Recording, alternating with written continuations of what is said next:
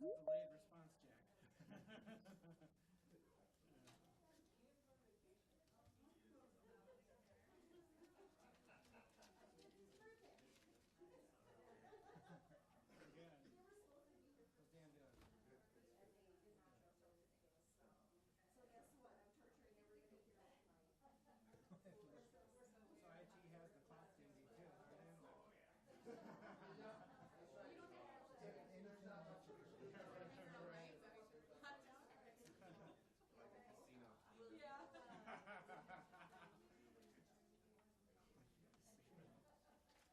Be here till 2 a.m. and we won't know it.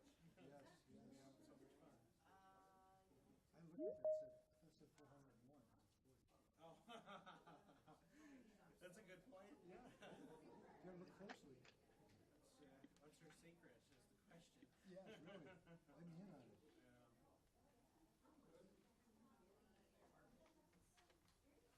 Yeah. You get shot in the neck? Got shot in the neck. He's going to ask for it to be on the ear so I can cover my ear with this, but that's probably inappropriate. It'll stop bleeding sooner. How's it going? I put it on my hand because everything else is going. It's been busy. Yeah, yeah. Well done. You're a braver man than I am. It's been busy. Looks like it did. Sweet. Stay better on your neck than in my hand. Well done.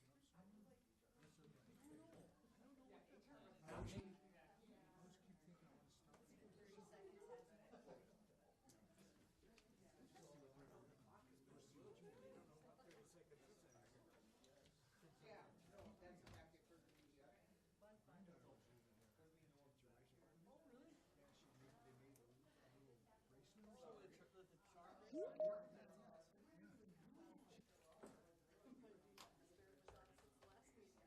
charm.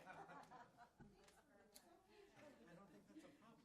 Anybody happen to have a charger for an iPad?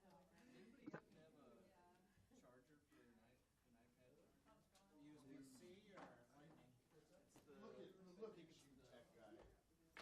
Look at you. I got It's it all. the yes. I got a cable. I have. I might have something. I just don't know how many watts your iPad is. 1.21. Yes, I was wondering. I was sitting there thinking in my mind, how many gigawatts do we need? Half the least resistance.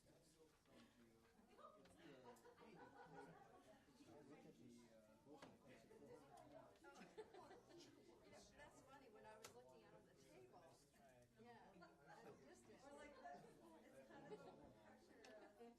That's her secret. yeah, exactly. Yeah, Oh, I better plug this sucker in. It's gonna be a long meeting. My problem is that I always keep a lot of tabs open and then it uses a lot of my battery. So much easier. Ruth, it's so much easier to navigate with a bunch of tabs open. does it say any? It says it's charging. Well, if I close it, then I might forget what I was working on. Everything. If anything, it'll be a slow charge. Slow, fine to You charge. ain't wrong on that one. No, you're fine. You're fine.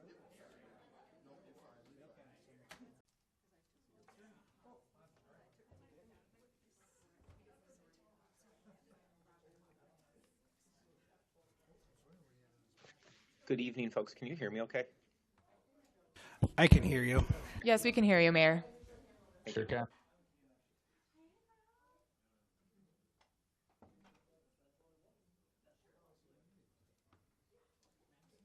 He's flexing his mayor muscle to the other mayors. So that's what I heard. Telling them what a wonderful council he has. That's right.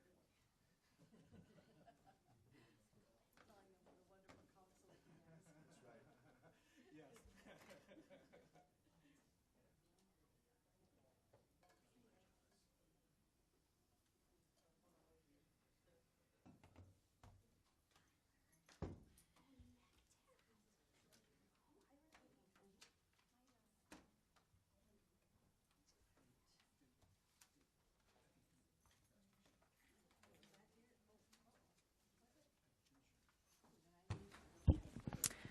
Okay, it is 6:30. I'm going to call the regular Common Council Superior Wisconsin meeting.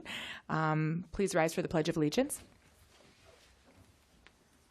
I pledge allegiance to the flag of the United States of America and to the republic for which it stands, one nation, under God, indivisible, with liberty and justice for all. Will the clerk please call the roll? Counselor Ledeen. Counselor Van Sickle. Counselor Moffett. Here. Counselor Sweeney. Counselor Fennessy is absent. Counselor Elm. Here. Vice President Ludwig. Counselor Herrick. Here. Counselor Johnson. President Grasky. Here. I don't believe there's any presentations and public hearings, so we'll move on to item number 4. Item 4.1 is the approval of the July 16th, 2024 regular council meeting minutes. Motion by Elm, second by Herrick. Any discussion? Hearing none, all in favor say aye. Aye. Opposed say no. Okay. Oh, motion carries. Item 6.1 is report from Mayor Payne. Mayor, do you have anything to say? Not tonight. I can wait for the next meeting. Thank you. Okay, thank you. Item 7.1 is the business of the Human Resources Committee with a meeting held on July 15th. Is there a report from the chair? Thank you, Clark. I'll be brief here. I will just say that at the last Human Resource Committee meeting, we approved filling several positions. However, we are holding in committee a couple of descriptions, although they are posted. In part, over the last 6 or 7 weeks, we have been working really hard with staff offsite, on Zoom, around the city, trying to rebuild the policy of job descriptions. The current policy that we are using was adopted in 1996. So we are working really hard to just reimagine and reorganize the information that we are giving, and exactly just trying to take a more intentional approach around how we're communicating with job descriptions. And let's see, so police officer, Public Works Superintendent. As many of you know, our superintendent has found a new opportunity, so the Human Resource Committee has worked with the Public Works Director to build in some forward-facing policies around safe approach and best practices at the federal administration, safe approach policies as well. So just trying to build in trying to rebuild that position as well to better reflect the priorities that, as we understand them from the council. Are there any questions? Okay. Let me just read this. I'm sorry, will the clerk read the business? There are no action items for Human Resources Committee. Perfect. Thank you. Thank you, Councilor Van Sickle. We'll move on to item 7.3. That is the business of the Finance Committee with a meeting held on July 11th. Is there a report from the chair? Yes, thank you very much. We have 2 items we're seeking approval on, but before we get to those 2, I just want to mention some things we're doing in last month. Health insurance is coming up again for bids, and so we're working on that. The ever-loved policies and procedures, we're going through those again. It'll take us a number of months to do them, but we are going to start on that. So it's laborious, sometimes boring, but it has to be done. So we will start it at the next meeting. We always look at the ARPA funds and looking at that. The fire chief was there, and we reviewed the contract between the fire department and the villages.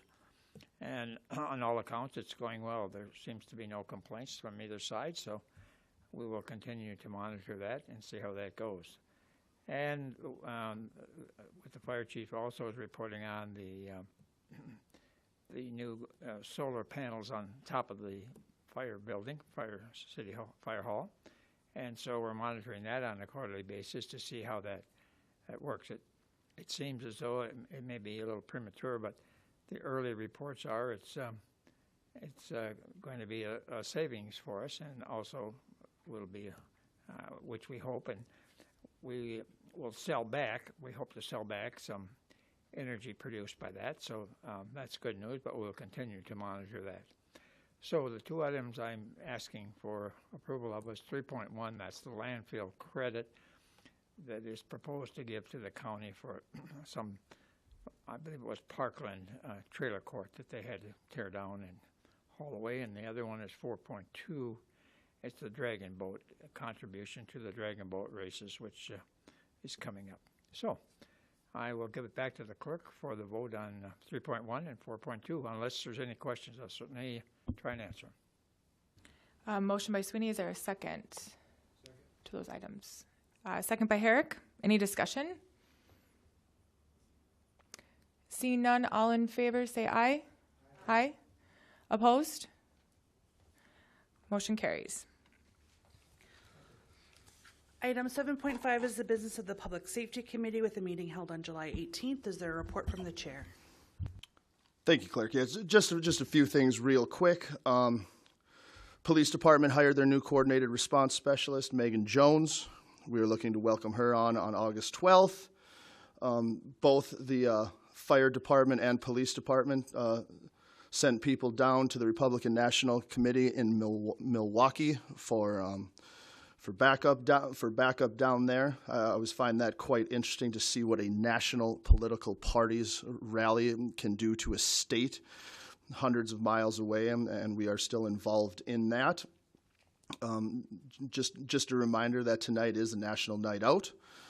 Also, Councilor Sweeney kind of stole my thunder a little bit on the solar panels. We had an update also at Public Safety on that. Seems to, like he said, be working very, very well. 101,000 kilowatt hours have been produced so far, the equivalent of what it would take to run 10 homes. Already for the year, we have saved on gas, diesel, saved on runs on the big rigs. So from the safety standpoint, it seems like that seems to be working there.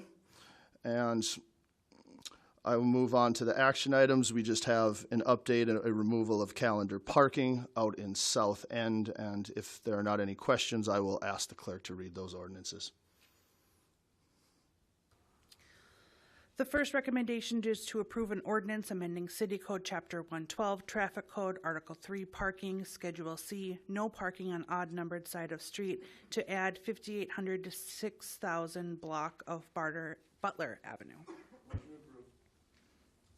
Motion by Lidine, second by Elm. Any discussion? Hearing none, all in favor say aye. Aye. Opposed? Motion carries. Item 2 is an approval of an ordinance amending City Code Chapter 112, Traffic Code, Schedule I, streets excluded from calendar parking, to add the 5,800 to 6,000 block of Butler Avenue. Motion approved. Motion by Lidine, second by Elm. Any discussion? Hearing none, all in favor say aye. Aye. Opposed? No? Motion carries. Item 8.1.1 is the business of the Urban Forestry Tree Board with a meeting held on July 18th, 2024. Is there a report from the chair? Yes, there is. Thank you. The hour-and-a-half-long meeting centered around two main agenda items. Therefore, you'll see a lot of held-in-committee items in our minutes. The first item centered around discussion on the recommendation to proceed with the state natural area dedication process. The city has had a standing MOU with the DNR. Oh, excuse me, I am sorry that this came through. The city has had a standing MOU with the DNR since the late 1990s, designating a specific area of the municipal forest as a state natural area. However, either party can cancel that MOU with I don't recall if it's a 60-day or a 90-day notice, but it's within a couple of months. Whereas a state natural area dedication is a legal process which places permanent protective covenants on state natural area lands. As more user groups, e.g. hikers, skiers, campers, disc golfers, mountain bikers, snowmobilers, ATVers, seek to use of the forest, the Urban Forestry Tree Board has been seeking ways to balance usage of the forest while at the same time preserving the long-term health and beauty of the forest for our future generations. After lengthy discussion, the Tree Board voted to proceed with seeking further protection of the forest by seeking state natural area designation. A representative from the Wisconsin Department of Natural Resources will be invited to attend the October meeting for further discussion and to address any questions and concerns the board may have, so we can make an educated recommendation to the council in the future. The second agenda item, which garnered much discussion, was the action item you see before you this evening for approval. An agreement between the City of Superior and the Cyclists of Gitche Gumi Shores Incorporated, COGS for short. Recall this item was approved by the Parks and Rec Commission and came before the council about a month ago. However, since this agreement does affect the municipal forest, I requested that it be referred to the Urban Forestry Tree Board for approval as well. The agreement stipulates that the city shall approve and permit the usage of small mechanized equipment in aiding in the completion and maintenance of previously approved mountain bike trails within the municipal forest. The city will also support COG's efforts to secure funding for development of a master bike plan that includes identification of natural surface trails in the Superior Municipal Forest, as well as crosstown connecting bike trails of various surfaces. After their questions were answered to their satisfaction, the Urban Forestry Tree Board recommended approval of the agreement between COGS and the city. And I will turn it back to the clerk to read the recommendation. Thank you. The recommendation is to approve a 2024 Cyclists of Gitche Gumi Shores Incorporated COGS agreement. Second. Motion by Herrick, second by Ludwig. Any discussion? Hearing none, all in favor say aye. Aye. Opposed? No. Motion carries. Item 8.1.2 is the business of the Communications and Information Technology Committee with a meeting held on July 29th. Is there a report from the chair? Yes, I'll try to be quick here. So the primary focus of the July 29th CIT committee meeting was focused on the Connect Superior project. And first, the committee had discussed awarding the automated open access software contract to COS Systems. So COS Systems will manage the workflows, provisioning, service management of the project.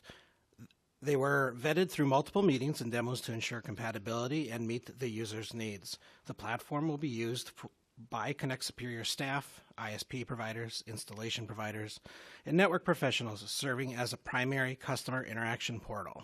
The CIT committee did recommend approval of COS Systems. Next, Broadband Manager Becken and IT Director Shea had recommended awarding network hardware, software, and installation services agreements to MCA Incorporated. Manager Becken mentioned that this briefly in the meeting. However, no action was taken as we are still waiting for the final documents. It is my understanding that all the agreements were sent to the CIT committee members last week when the updated proposals were available. The contract totaling $638,079.98 follows an RFI process that was started in August last year in 2023. 6 applications were reviewed. MCA Inc. and Calix were shortlisted. MCA Inc. was chosen for their customized solution using Nokia technology. The agreements cover the purchase and installation of the data room and customer end equipment, as well as network system architecture and maintenance. The recommendation is to waive further bidding and approve agreements with MCA Inc. for timely completion of the Connect Superior network for later this year. This item is going to be on the agenda later for approval tonight. For now, I'm going to recommend the approval of the 3-year agreement with COS Systems. Unless there's any other questions, the city clerk, if you could read the recommendation, and I'll make that motion. The recommendation is to waive the bidding requirements and approve a 3-year agreement with COS Systems for the software provisioning portion of the Connect Superior network, hardware, software, and installation services in the amount of $158,832.40. Second. Motion was by Elm, but Moffett will give you the second there. Any discussion on the item at hand? Hearing none, all in favor say aye. Aye. Opposed? No. Okay, motion carries. At this time, are there any further committee or commission reports to be made? All right, I'll move on to new business. Item 10.1, I am recommending approval of miscellaneous licenses. Motion by Elm, second by Johnson. Any discussion? All in favor say aye. Aye. Opposed? No. Okay, motion carries. Item 10.2, I'm recommending approval of an amend the premise license application for Main Club located at 1217 Tower Avenue for the event Pride Weekend from August 30th to September 2nd. Sorry. Motion by Ledeen, second by Ludwig. Any discussion? Hearing none, all in favor say aye. Aye. Opposed? No. Okay, motion carries. Item 10.3, I'm recommending approval of a temporary Class B beer and wine license application for the Rotary Club of Superior for the Lake Superior Dragon Boat Festival event located at Barker's Island from August 23rd through the 24th. Motion by Ledeen, second by Sweeney. Any discussion? Hearing none, all in favor say aye. Aye. Opposed? Motion carries. Item 10.4, I am recommending conditional approval of an amend the premise license application for Hootie's Bar located at 2126 East 5th Street for the event EEFFD, which I believe is the East End Family Fun Days, on August 17th, pending police and fire department approvals. Motion by Moffett, second by Sweeney. Any discussion? Hearing none, all in favor say aye. Aye. Opposed? Motion carries. Item 10.5, Public Works Director Janigo is recommending a resolution setting a public hearing of the Common Council on August 20th, 2024 at 6:30 p.m. in the Government Center, Room 201, to notify the public of improvements and solicit public feedback for the R.I. Bong Memorial Airport and request of state and federal funding by petition to the Wisconsin Bureau of Aeronautics.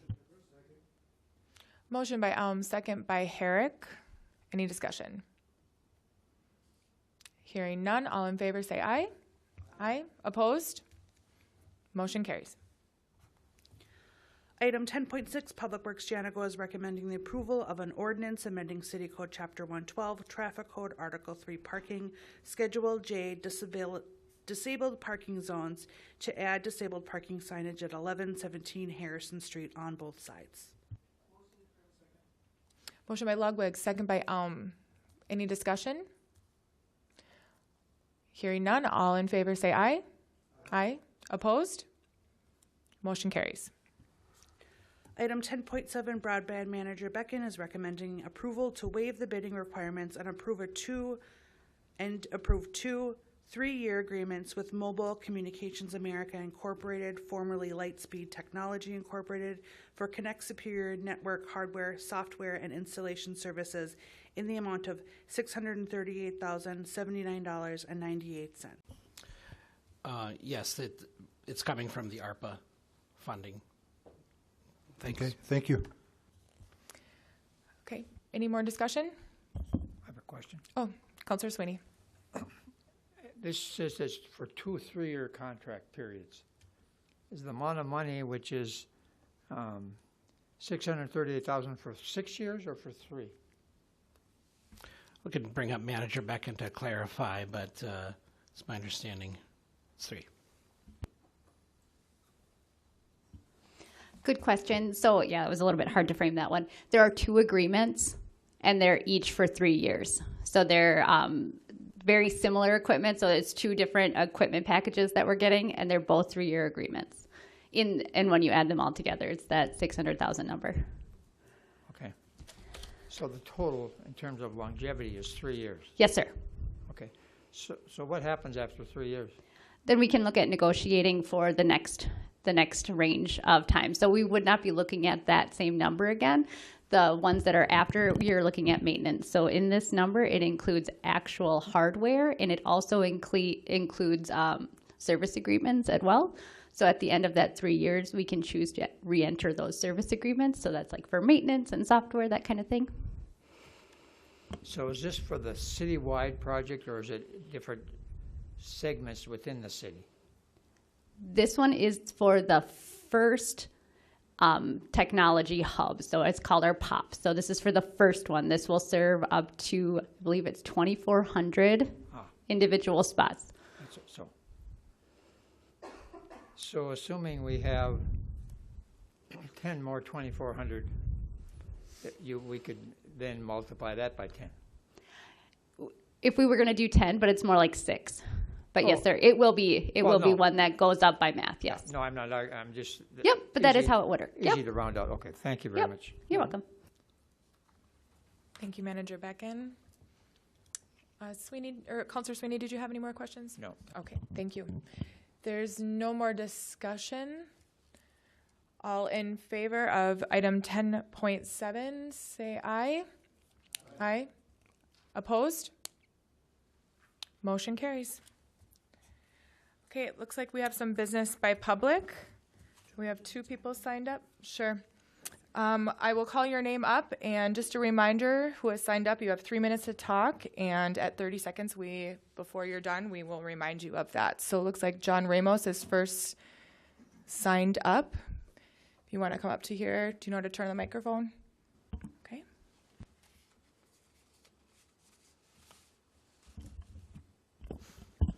Good evening, councilors. My name is John Ramos. I'm the publisher of the Duluth Monitor. Tonight I wanted to say a few words about the bizarre situation that occurred at your last meeting when Mayor Payne claimed that it was illegal for the council to review or approve any expenditures made by the Tourism Development Commission. I found this strange because, as far as I could remember, the council had always approved recommendations from the TDC. When I went back and checked, I found this to be the case. In the last 2 years or so, the council has approved 7 expenditures from the TDC, including Swim Creative's original 3-year marketing contract and a $983,000 grant to the Bong Heritage Center. Only a few months ago, in March, the council approved a $120,000 contract with Charlie Barron's, which was a recommendation of the TDC. I didn't hear the mayor saying it was illegal then. In fact, he spoke enthusiastically in support of the measure. But now, suddenly, when it's time to approve Swim Creative's new contract, apparently it's against the law for the council to have any oversight. A few more things on the Swim Creative contract. Last meeting, when Councillor Fennessy asked TDC Chair Lindsay Grasky what the amount of the contract was, she refused to tell him. She said, go find it on the Agenda Center if you're interested. I find it extremely rude and disrespectful that a commission chair would treat a fellow councillor like that, but more importantly, she wasn't even correct. There is no contract with Swim Creative on the Agenda Center. The TDC packet that Councillor Grasky referenced only contains a budget proposal from Swim Creative, and even that isn't right. During their June 25th meeting, the TDC amended the budget proposal to add $70,000 to the contract. What was originally $1.21 million became $1.28 million, a substantial increase over their previous contract, I should add. I have asked Councillor Grasky about the Swim Creative contract many times, but she has refused to answer a single question. So I don't know what kind of game people are playing here, but I do know that everybody is being very non-transparent in their handling of public funds, and I think it should stop. Thank you. Okay, next speaker is John Adams. Once again, just to remind you, you have 3 minutes to speak, and at 30 seconds left of those 3 minutes, we will give you a warning. So, okay, thank you. Hello, councilors. I'm John Adams. I'm running for State Assembly in the 73rd District Democratic primary, just 1 week away. Everybody's sure to vote. I live in the town of Washburn, just north of Ashland, and I grew up in Duluth. And I'll just say a little bit about my background and who I am, how I've spent my life, and what I'd like to do if I get elected to the Assembly. Like I said, I grew up in Duluth. I went to Duluth Central. My dad worked for U.S. Steel, provided me with an allowance growing up. And I grew up in a great neighborhood of middle-class kids up in Kenwood. And my mom didn't have to work. And looking back on that, I see families struggling that don't currently enjoy the same privilege and the same money that we did. And since then, the middle class has shrunk by 10%. So that's going to be a focus of my campaign. After growing up, I went to college and worked in journalism, last working at the Duluth News Tribune, sitting at meetings like this, taking notes.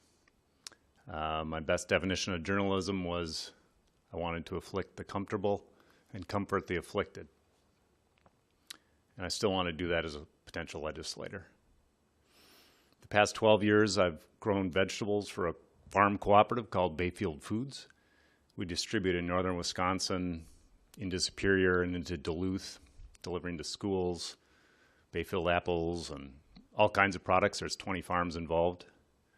I made friends with Mark Liebert over the years. We've organized for Farmers Union.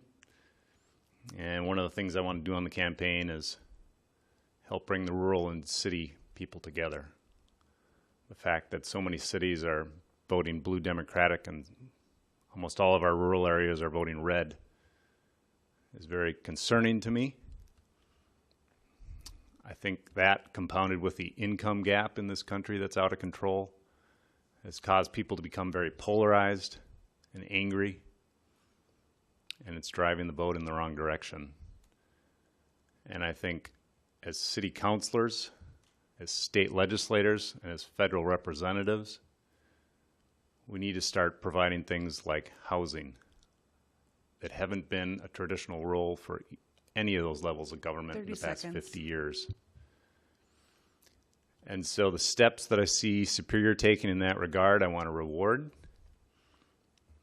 And some of the beautiful boulevards that it's rebuilding with trees down the strips in the middle, I'm very much a fan of. Most recently, I was talking with constituents about the NTEC site. And I just wanted to shout out Councillor Van Sickle. You've been recognized by some of your constituents as being a dogged councillor. That's 3 minutes. Thank you, sir. Thank you. Okay, thank you.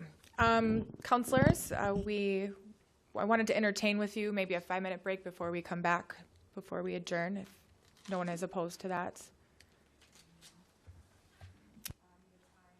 Is 6:59. We will be back here at 7:04 p.m. And now the meeting is adjourned. Thank you.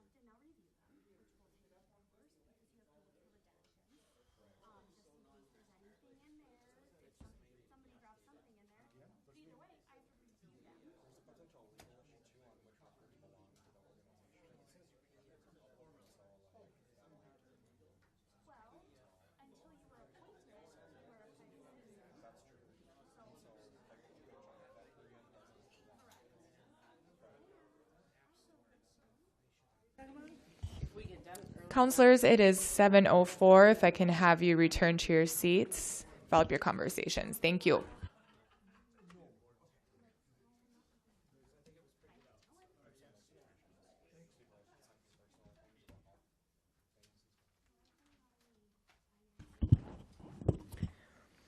Okay, I'd like to call the Committee of the Whole meeting on August 6, 2024.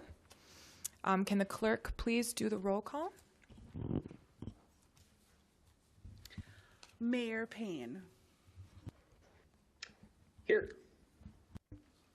Councillor Ledeen. Councillor Van Sickle. Councillor Moffett. Councillor Sweeney.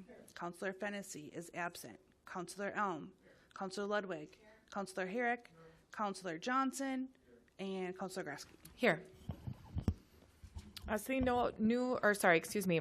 Item number 2, no old business. Item 3, can the clerk please read 3.1? The item is a discussion regarding 2025 general fund and capital improvement budget proposals. Okay, I just want to give a couple of things that I think just to kind of carry this meeting along a little bit smoother. First of all, as you can see on your packet, there was the top page of the budget priority instructions. The mayor will speak, of course, he's going to do a presentation budget-wise and then explain the ranking system from there. After that, we will take on a presentation for over the our Superior plan from UWS on the Superior Indoor Sports Center. From there, I'd like to lean us into going over department head proposals, and then after that, kind of, if we have time or would like to talk about our counselor proposals. So just to kind of give you a heads up, just to kind of try to streamline it as best we can. We'll carry you along with that. But if anything, I'd just like to start off with the mayor introducing small presentation and the budget priority instructions. So go ahead, Mayor Payne. Thank you, Madam President. The presentation I'm about to give, well, first, presentation is a bit of a strong word for what I'm about to do.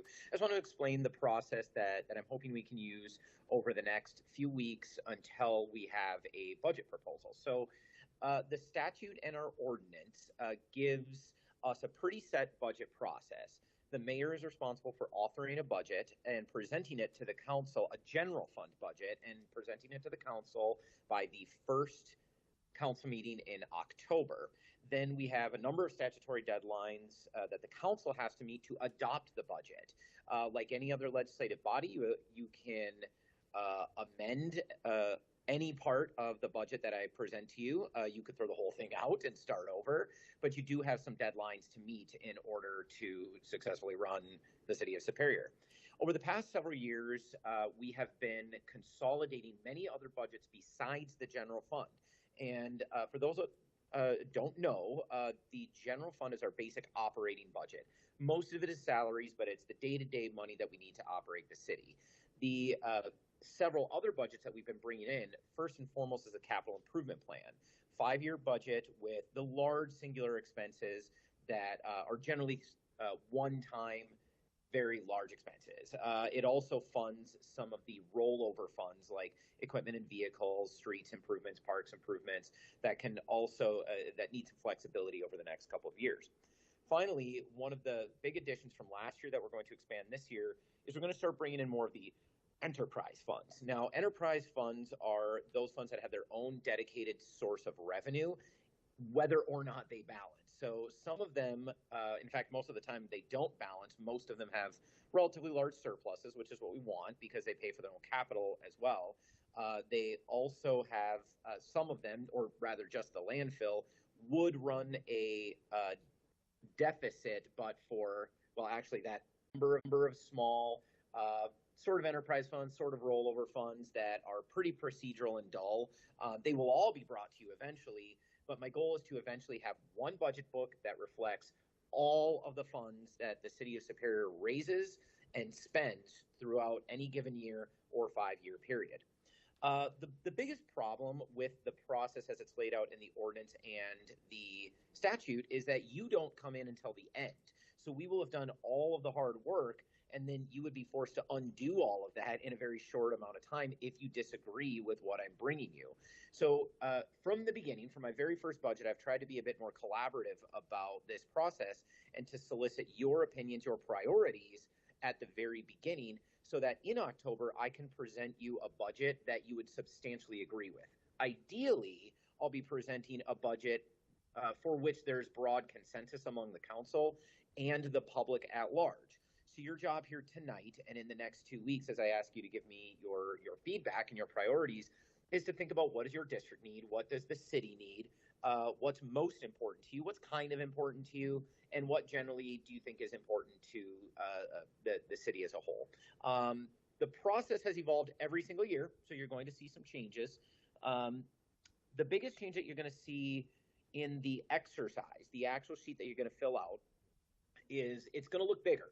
There are 51 proposals on that thing, which is not that much larger than last year, where I think we had something like 44, 47.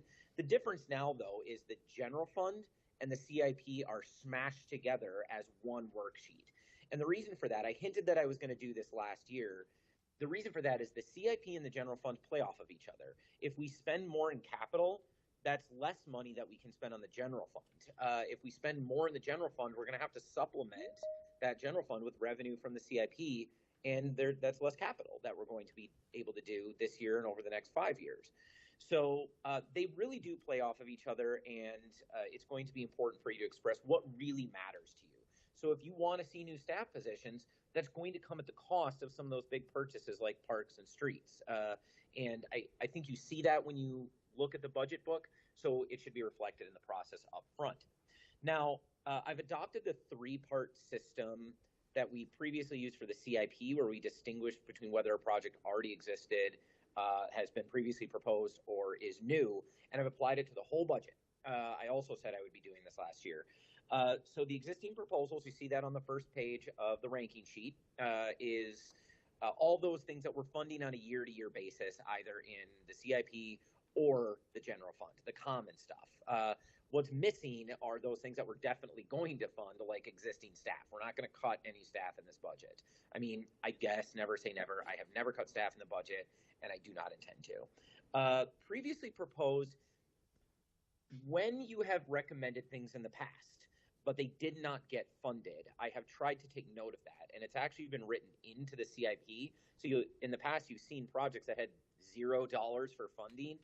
The reason for that is to acknowledge that councils in the past have shown some support for something, and to build momentum so that if you're saying the same thing year over year, we know that it's important and we need to start making room for it, as opposed to those new proposals, which it might just be an idea you came up with on the spot, or it might be a little bit not reckless, but spontaneous. So if something has been suggested before, we give it a bit more weight. And then finally, of course, the new projects, which is the magic wand exercise. I ask you and the department heads to come up with, if money were no object, what would we do? And we throw all that stuff out there. And if your colleagues and you agree with something enough, we can elevate brand new things. Finally, the scoring system, not much different. I've given you 51 proposals, existing, previously proposed, and new. And I've asked you to rank your top 28, which I know feels a little bit silly. And I chose the number 28, though, because that would allow you to vote for all of the existing proposals and about half of the previously proposed, and none of the new. Obviously, I expect you to vote for some new projects, to maybe vote for more than half of the previously proposed, but it's meant to reflect that, hey, we have to fund the day-to-day stuff as well. We do have to exercise responsibility first, and then it should leave you some breathing room to kind of dream for the budget and to push for some innovation, some new ideas. Some things that are absent, I tried to keep pretty much everything that counselors recommended in that packet. The few things that I took out from counselors were if they didn't relate to the general fund or the CIP. Well, all of the budgets will be in the same book. You know, I mentioned the general fund and the CIP really play off of each other. Well, the enterprise funds don't play off of those budgets. So if you recommended something for the wastewater fund, the stormwater fund, the landfill, I took those out. We'll still talk about your proposals, most likely in the Finance or Public Works committees, and I will bring back your proposals. I haven't lost them. We're going to talk about them again, and you'll still be able to participate in those budgets. But right now, this is just general fund and CIP.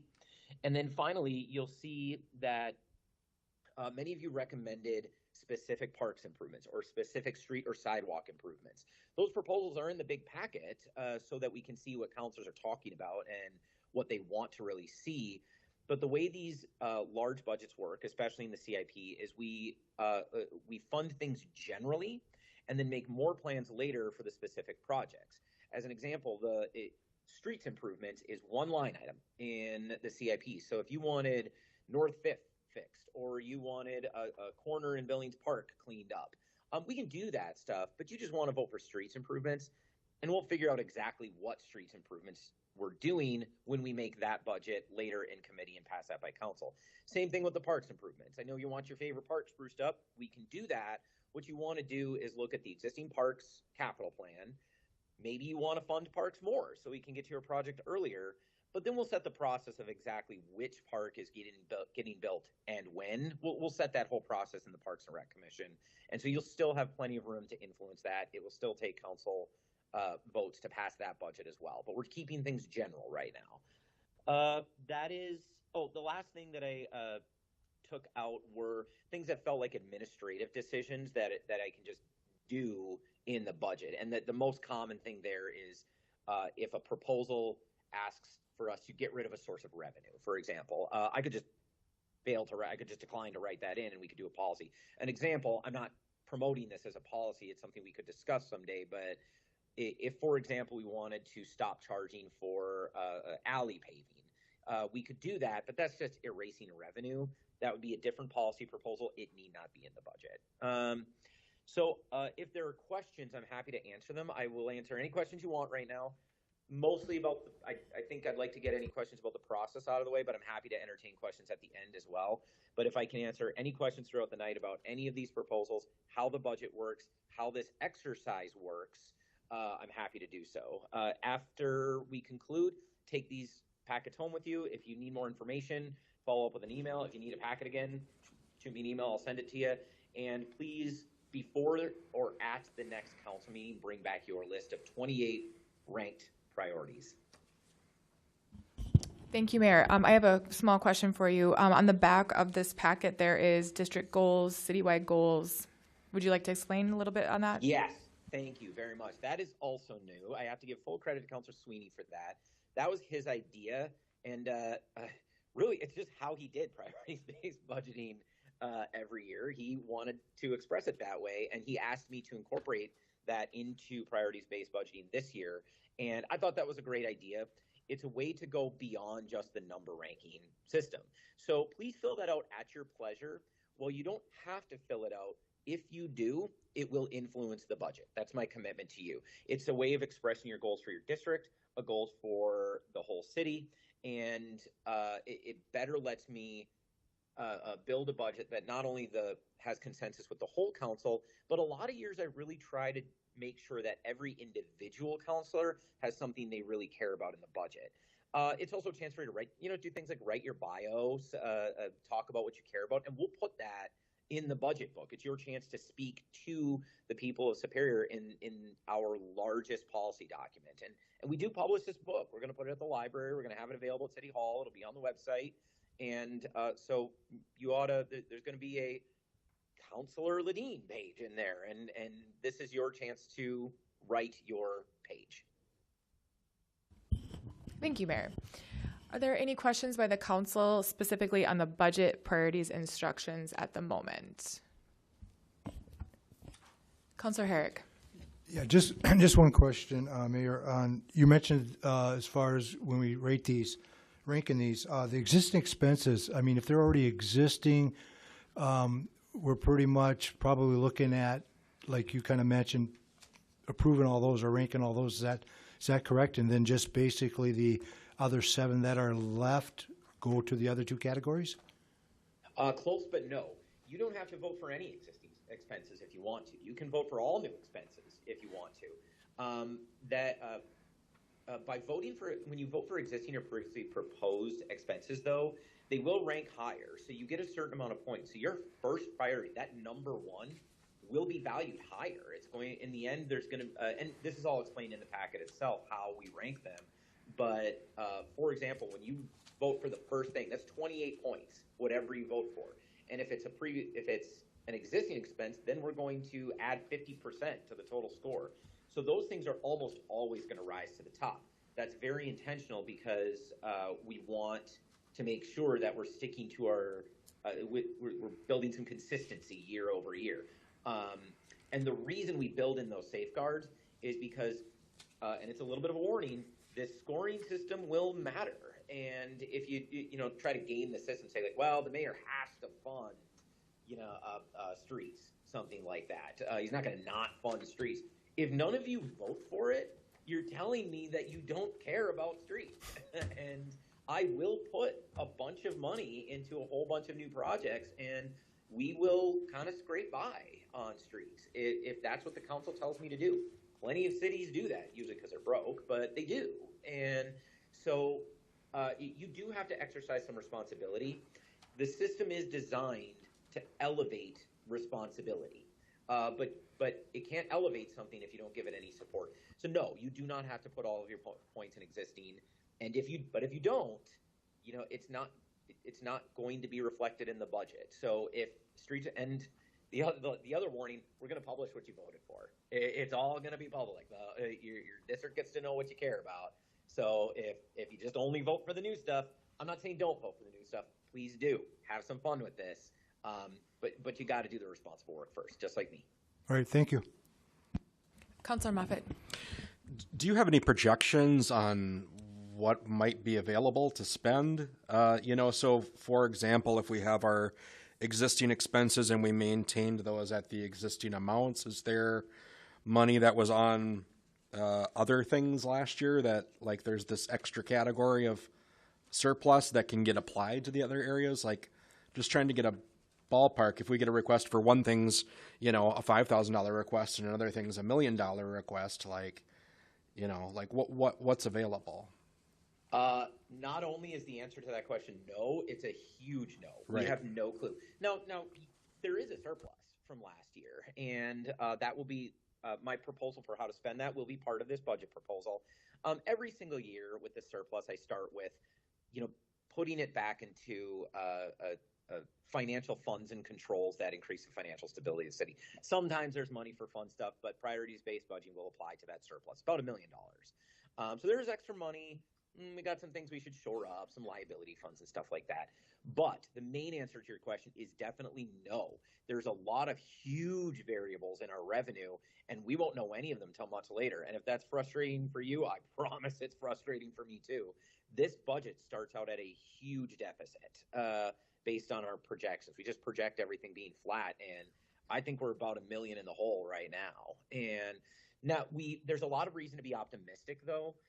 Shared revenue was increased by the governor and the legislature, and that's tied to sales tax. We have a lot of hope that our shared revenue allocation will be larger.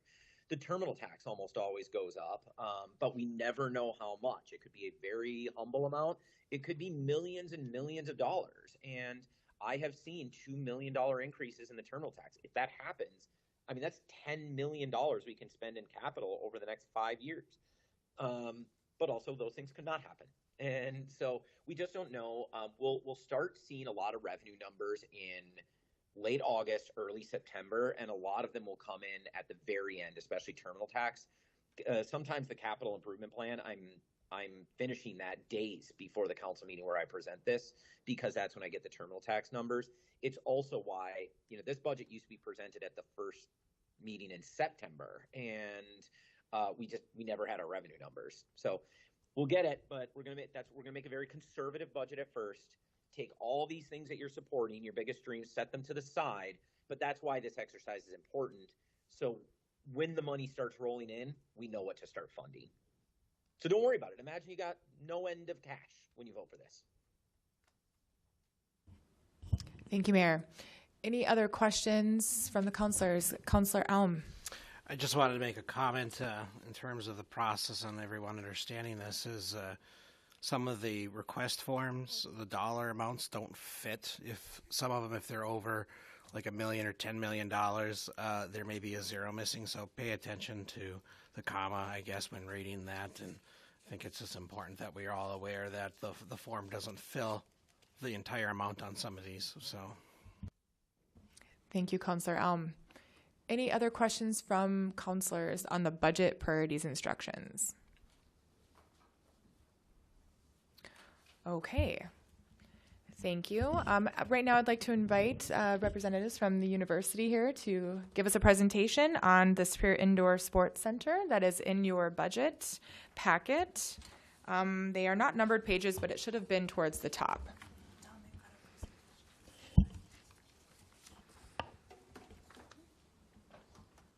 So I want to introduce my colleague, Ilsa Hessian. She is going to be tag teaming this with me tonight and being Vanna and getting us started here in a minute on something we want to show you. Now, Mayor Payne warned you that we would be back for an ask, and we are. This presentation represents really a very significant milestone in the 3-year planning and preparation for this project. We presented to you on several occasions and have really appreciated that time to meet with you and discuss it. I also want to thank Mayor Payne for his visionary partnership and Jason Sirk for his guidance and support. And I'd like to personally thank the many counselors who took that time to come to campus, have a conversation with us, and have dialogue and ask questions. When we talked to you before the full council, we presented a comprehensive plan to develop the north side of campus along Belknap. We bring before you the first part of that plan, the formal request to support what we're calling the Indoor Turf Recreation Facility, the Superior Indoor Sports Center. We know that we're all better when we work together. This project represents joint problem solving. UWS has 19 sports teams. This year will be an all-time high with 360 student athletes. That is 1/3 of our on-campus student population. An additional 1/3 of our students we know participate in campus rec. Throw on top of that classes that need space, plus students that just want to recreate. Our Markovich Wellness Center is jammed. It hurts student recruitment and retention, nor does it help with social and exercise opportunities that we know are related to mental health and to belonging. We want to attract students into our area and retain them to live and work in our businesses, in our schools, and to take place, like many of you do, in our local organizations and government. Adequate facilities to meet student needs are critical. We've spent considerable dollars on other aspects of the campus, and it's time we pay attention to this aspect of student life. From a community standpoint, it's become harder for the community to find usable times in the Markovich Wellness Center. The youth of our community from K-12 are limited in what they can do when the weather is not cooperating. 6 to 9 months out of the year, when the snow flies, when it's blazing hot, when it rains nonstop, and when there's an absence of opportunities to move about and to be a part of a community. It's a mental health, physical health, and social health issue. Parents are challenged, financially and time-wise, having to drive across the bridge or downstate to have their kids participate. Or there's few opportunities to get them out from behind a screen, out of the house, and in a safe environment.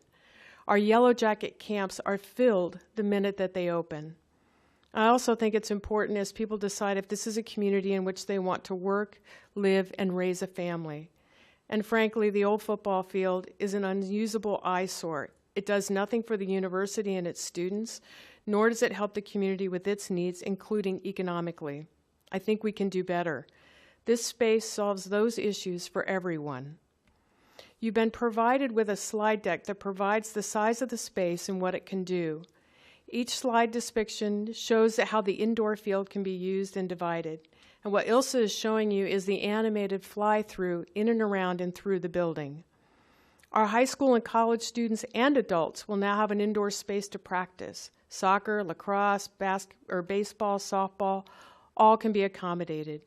Our youth can both practice and host competitions in this space, U10, U12, U8, and it's a place for multi-purpose. Winter camps, summer camps, YMCA activity, essential sports, physical activity, and community open recreation time. It'll have public restrooms and a family restroom, as well as restrooms for participants. Locker rooms will have day-style locker and places to store gear. The facility will also accommodate roll-out bleacher seating along the perimeter for parents and participants. It's affordable. New facilities are challenging to build, much less maintain because of cost. This facility is not fancy, but it is functional. It's designed to be affordable for us and for you and for our local users. We know our organizations don't have deep pockets. We have a pretty good idea through our benchmarking and user research what others are charging or will be charging, and we want the facility to be accessible to our community. When it brings people from across the bridge and outlying communities, so much the better, especially for our local businesses. It's an economic driver. No, it doesn't have a snack bar because we want people to eat, drink, and shop our local merchants before the kid is busy playing. Then make it a day and explore Millennium Trail, Pattison Park, or the new Woodstock Bay. The location allows easy access to the outdoor fields with the SSCU Stadium, the NBC Stadium at the high school, the Markovich Wellness Center, and other spaces to support tournaments and visitors. And it is the gateway into our community, both the campus and along US 2.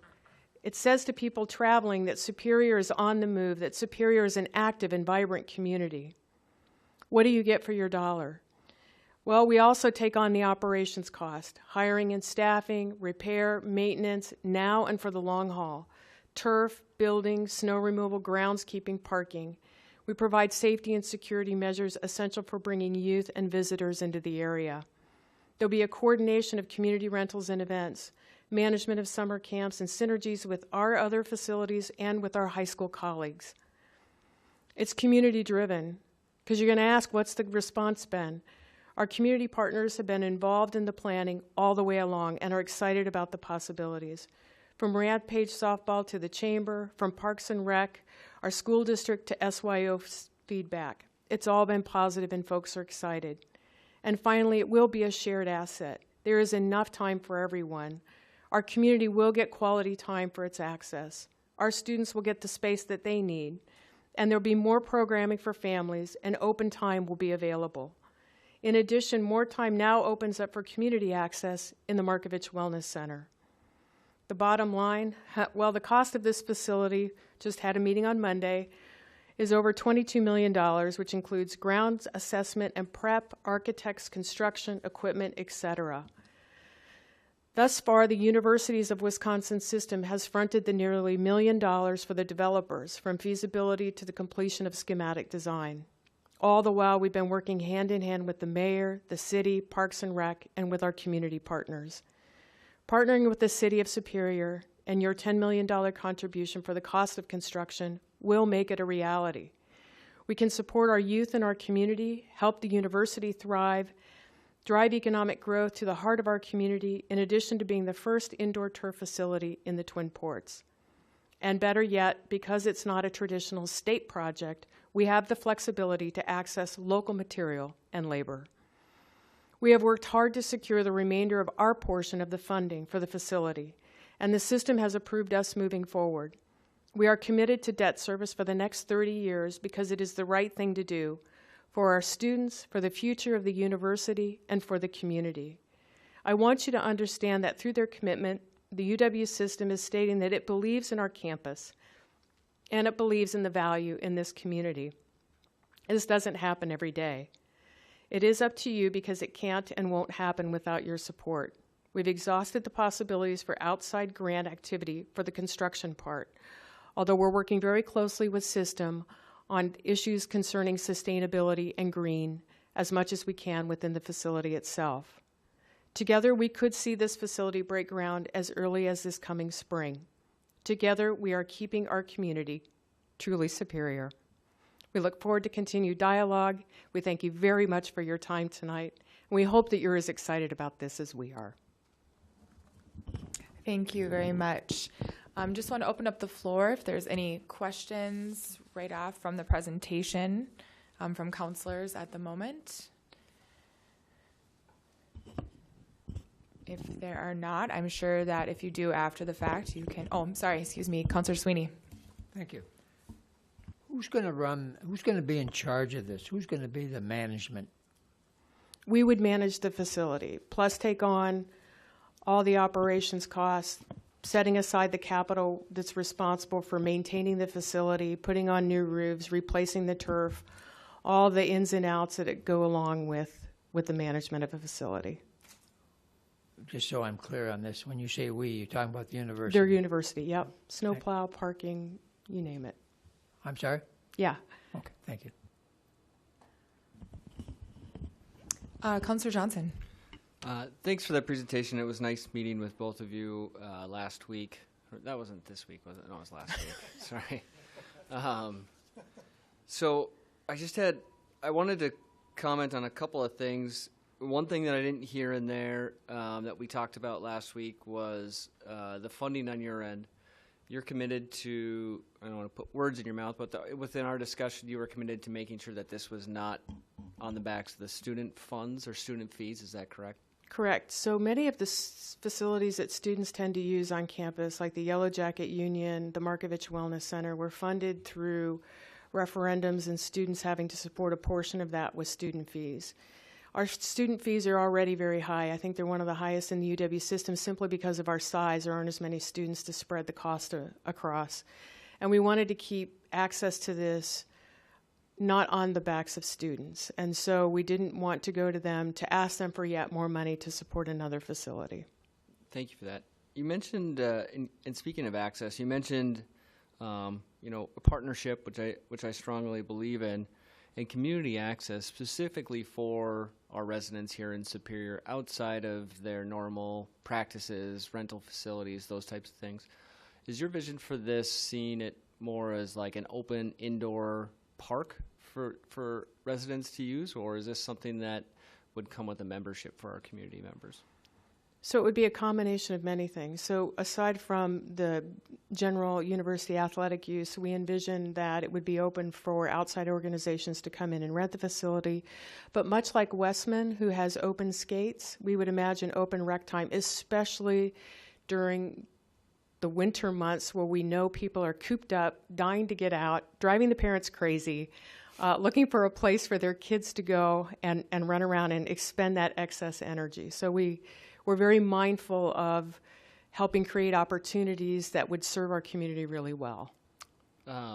Just one thought off the top of my head, and I think we talked a little bit about this. Could that happen on days that maybe there are no school, or times where we have access maybe to child care to help support our families in the community? We would certainly be looking at days, for instance, when we knew like the school systems have breaks, which I think is really tough on parents. Even though they can plan that, they still are trying to juggle umpteen million things, so trying to figure out what can we do to kind of coordinate schedules so that we can better serve our families. I have a few more questions, but I'll reach out individually. Thank you. Any other questions for the presentation? Councillor Ludwig. Yeah.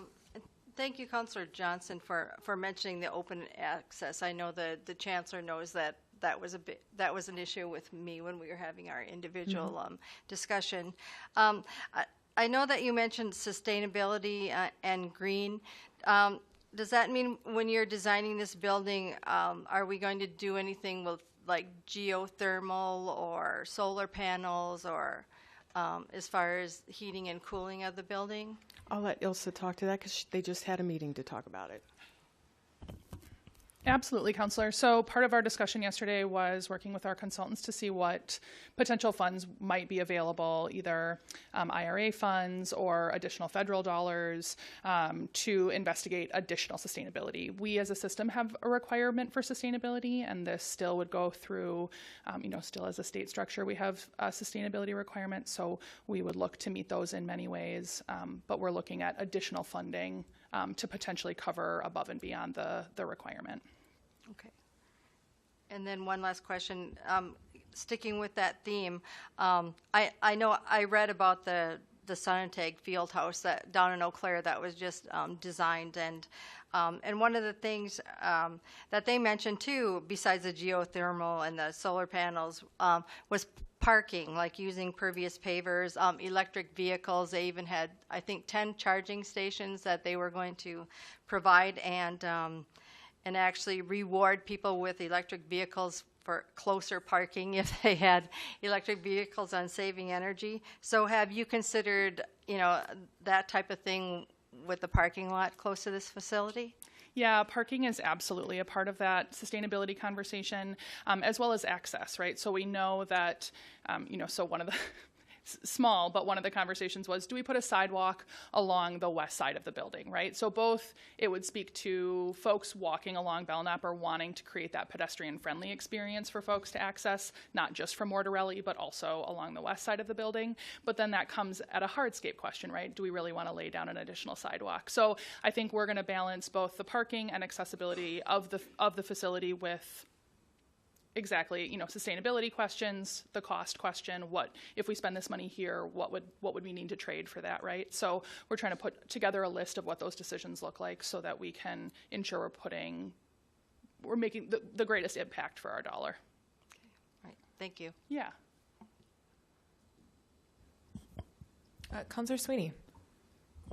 At a previous meeting, perhaps even a year ago, I don't know when your first one was here, the discussion was partially walking trails for, this is geared to students, I understand that.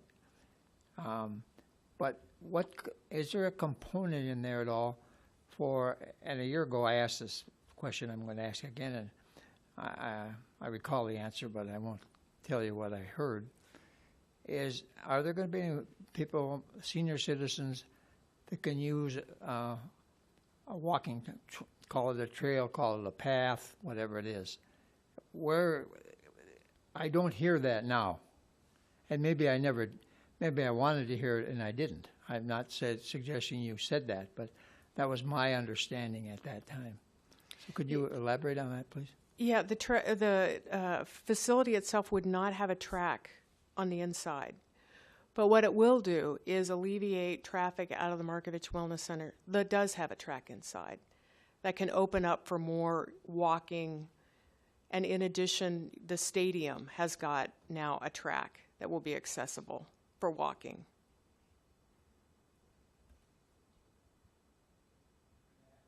I'd like to ask one more question. Obviously, you could probably divide the time up into 4 segments. Prime time, less than prime time, 11 o'clock at night to 2 o'clock in the morning, which I would put at rather undesirable, okay? So the university, I would assume, is going to come first with prime time, okay? Maybe not. I don't know how that's going to work, but there have been other situations where the city and the university have worked together, and prime time went to the prime time people. Okay, so that concerns me. I just looked at this briefly, and it looked like there was some 4U and 8U and 12U, just special areas for that, and I would assume that. But we don't have 24/7 hours of availability. We have a pretty standard 4:30 to 10 or whatever I don't know what it would be called, but there. So can you just elaborate on that, please?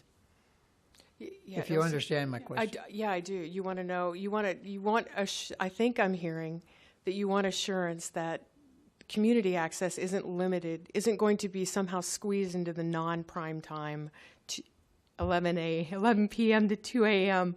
time slots. That's what I asked before, and that's what I'm asking again. Yeah, okay. Yeah, Ilse, you want to talk about how we looked at this? Yeah. So to Chancellor's point, we tried to challenge some assumptions about rental use, and exactly that point, Counselor. So we have built a couple of different models that map out a typical week, both during the school year, the K-12 school year, during the summer months, and then weekend time. And in all of our assumptions, we have isolated at least 50% of time for community access or community rentals, and all of that time, or considerable amount of that time, occurs between 4 p.m. or 3:30 and 7 p.m.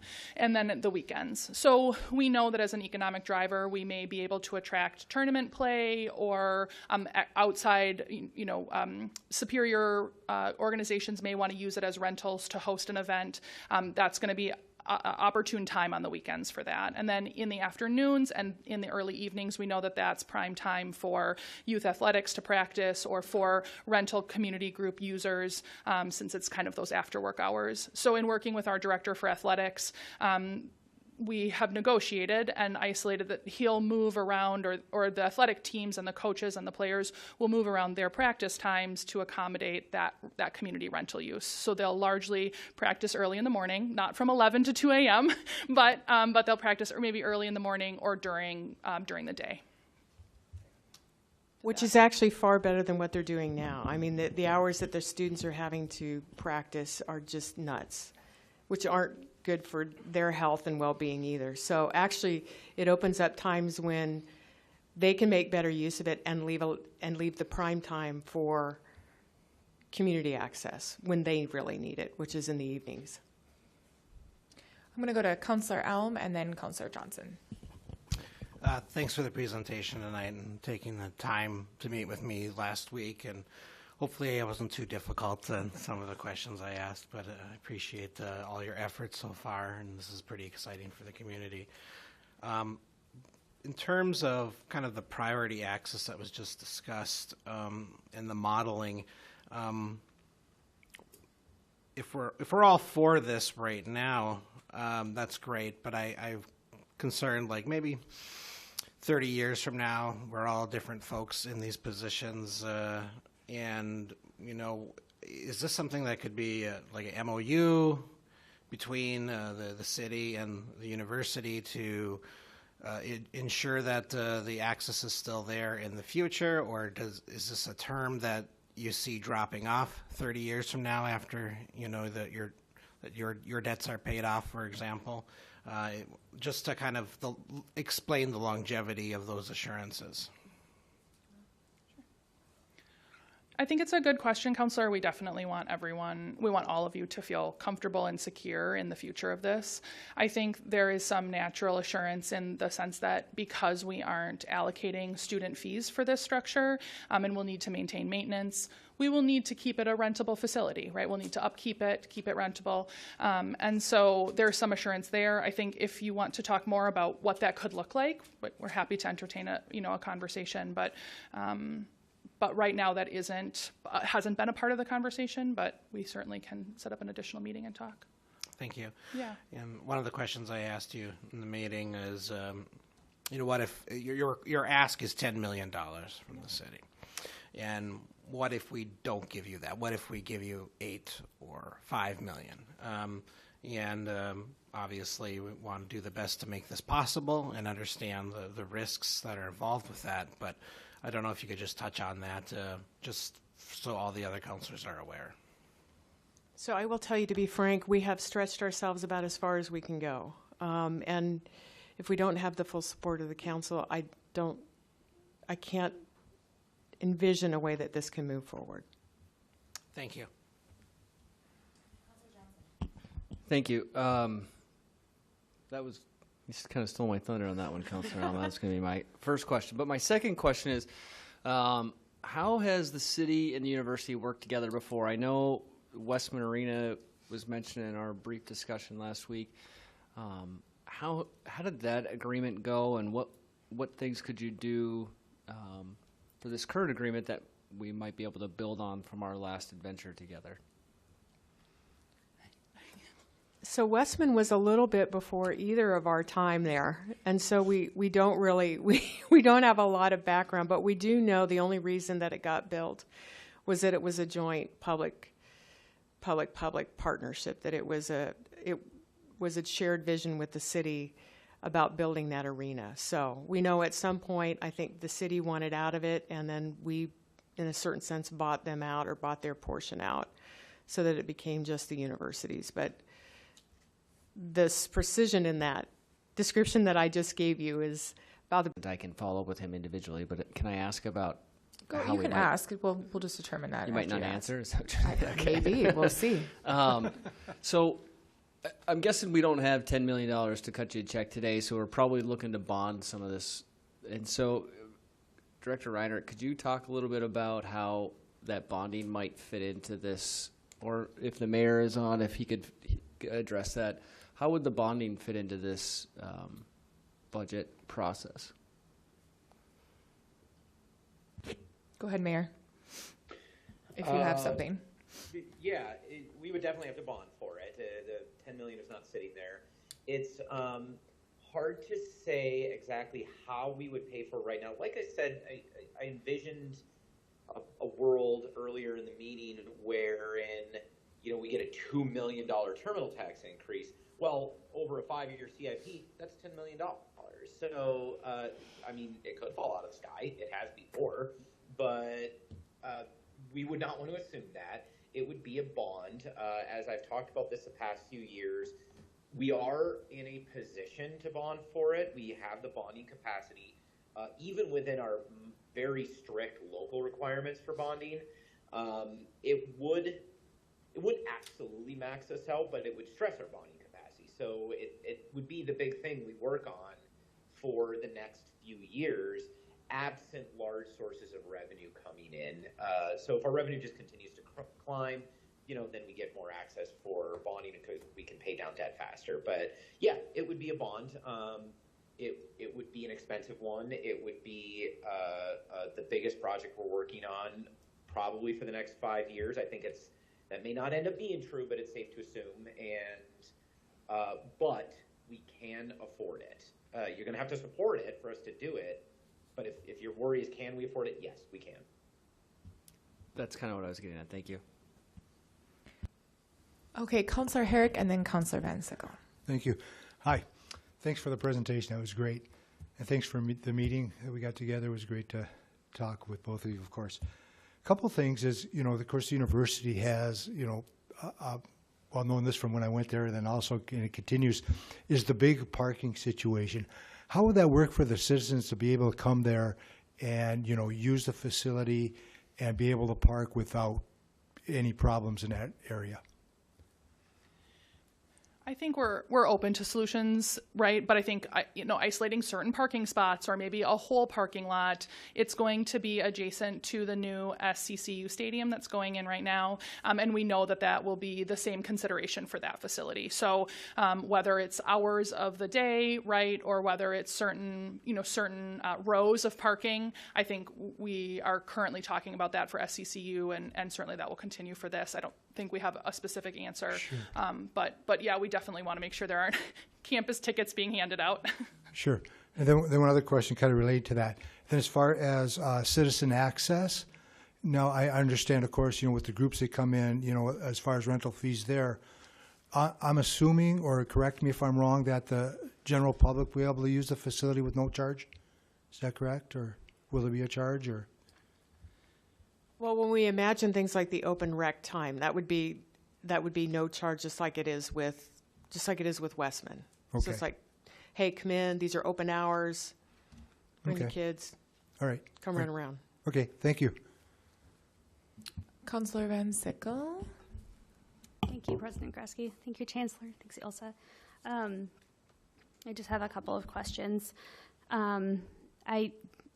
It's occurring to me that the very first time I went to Superior Days was in 2015, and UWS sent me to talk to our legislature about supporting our university. So thank you for that opportunity. So I wanted to ask, so I think that the first beneficiary of this project should be students. So a couple of questions, and when I say that, I mean because students are residents, and that is who we all work for. How does this sports center support curriculum or education the way we see students and instructors in the Markovich Wellness Center? So we would anticipate that some of those classes that would currently use the MWC would prefer to use the something like this instead. Okay. If that yeah. And I think too, we also, we have lots of good dreams, right? So Chancellor talked about summer camps. We hope to grow those offerings and have them be curricularly supported as well, right? So offering programming both to superior youth or summer camp opportunities for superior youth, but that give our current UWS students and residents opportunities for academic service learning partnerships or internships, right? So they can learn in that environment. And so I think there's a lot of mutual wins in those spaces as well, so that as we have additional space that we can develop programming for, it will offer those experiential learning opportunities for students, as well as offer that mutual beneficial event or activity for community members as well. Thank you. And I just bring that up because I think I think one of the most important responsibilities we have is to public education into specifically the university.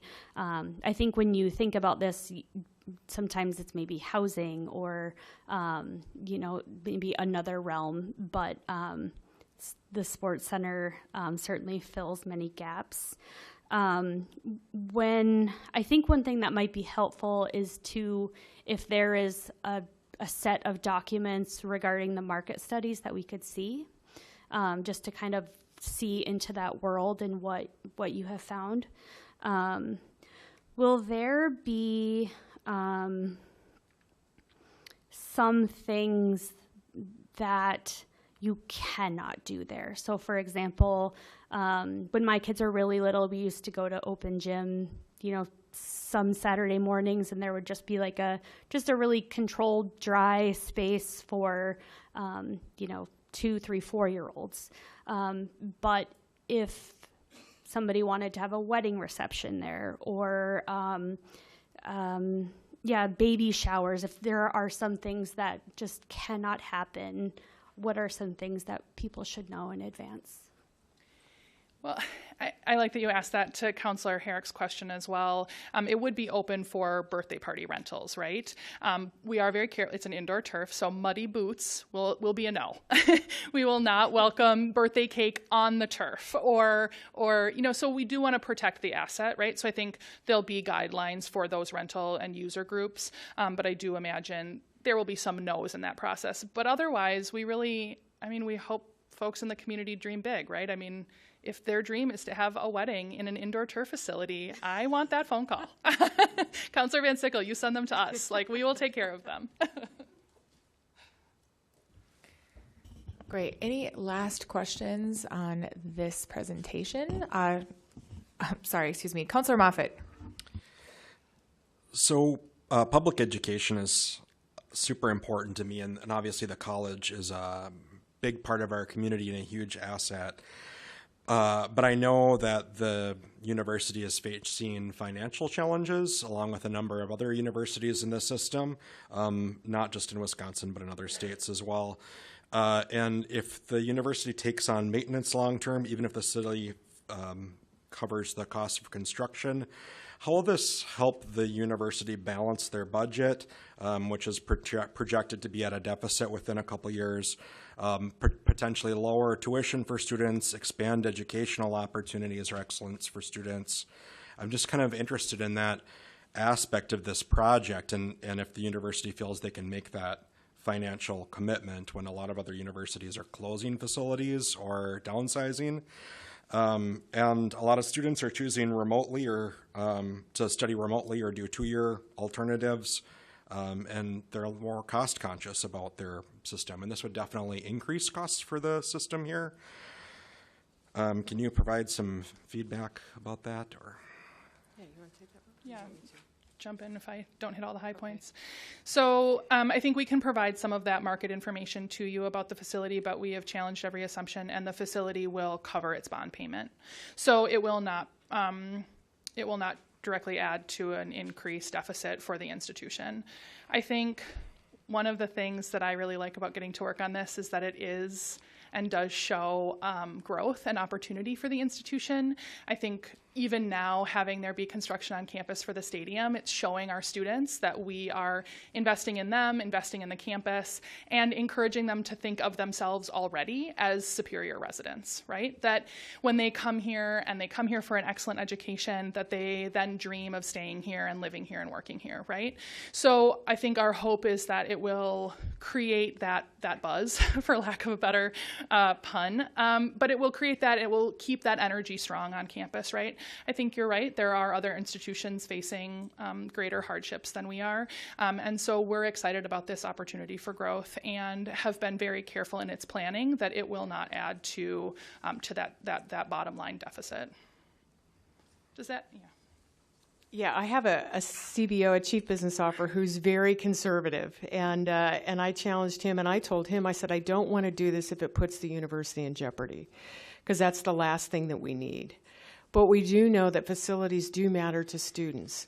Having spaces matters to students, and so this really is an investment, not just in the short term, but I really think for the long term for the institution. If you're going to say what's going to help it thrive, it's by having something that students can be proud of, that they can envision themselves being a part of, that they can build community in. And I think that's what this facility will help do. The people that we've talked to, I think, are excited, and I think that we can, the more we bring people onto the campus, even if they're not attending something university related, is good for the university because that gives exposure. So in a way, it's helping us, I think, secure that financial future by servicing and attracting students. Did you have more questions, Councilor Mata? No more questions. Okay, thank you. Councilor Johnson? This is the last time I'll talk for this one, I promise. I'm sorry. So just speaking to how UWS runs and manages event space, as somebody that was on campus, both as a student and then as somebody that helped run a very large event in your space, a 3-on-3 basketball tournament, and talking to the folks that came to that event over the 15, 16 years that we held our event, that space is so valuable to our community. We were bringing in people from all over the tri-state area, if you include the UP of Michigan, Minnesota, as far south as Iowa, for events, for our event. And I know that this space will draw in events similar to that and probably a lot bigger. So I'm excited to see how well you guys can continue to manage that space. So I'm excited for that. Okay. Any more discussion, comments, questions? Not feeling any. I want to thank you both very much for your time. Thank you kindly. Okay, Mayor, are you there? Council, I know there's another a la carte kind of budget form in here, this homeless shelter from the Faith House. I just don't know exactly where that was going, and I didn't know if the mayor had some background on that item or wanted to add anything to that by chance. Yeah, I had a meeting with a group called the Anti-Poverty Coalition about a week ago. They're a group that represents nonprofits and community organizations that across Superior and the Twin Ports, but primarily Superior, that works to fight homelessness and poverty. And it was a large conversation about a number of things, but one of the things that came up as potential solutions to a homelessness crisis was Faith United Methodist Church, who has a long history of outstanding advocacy, effective advocacy at fighting homelessness. They run Harbor House, for example. They run a food shelf. They employ a social worker that does pretty much daily intervention and support for people living in poverty and homelessness. And, you know, as she was describing, her challenges, you know, I pushed the conversation, as with everybody, towards like, okay, well, what magic wand, what's your solution? And one of the challenges I threw out to everybody was, hey, if the city's going to help with something, we're much better at funding something than operating something, than doing programming. City, at least in that field, the city running programming would be very, very difficult. We'd have to hire staff.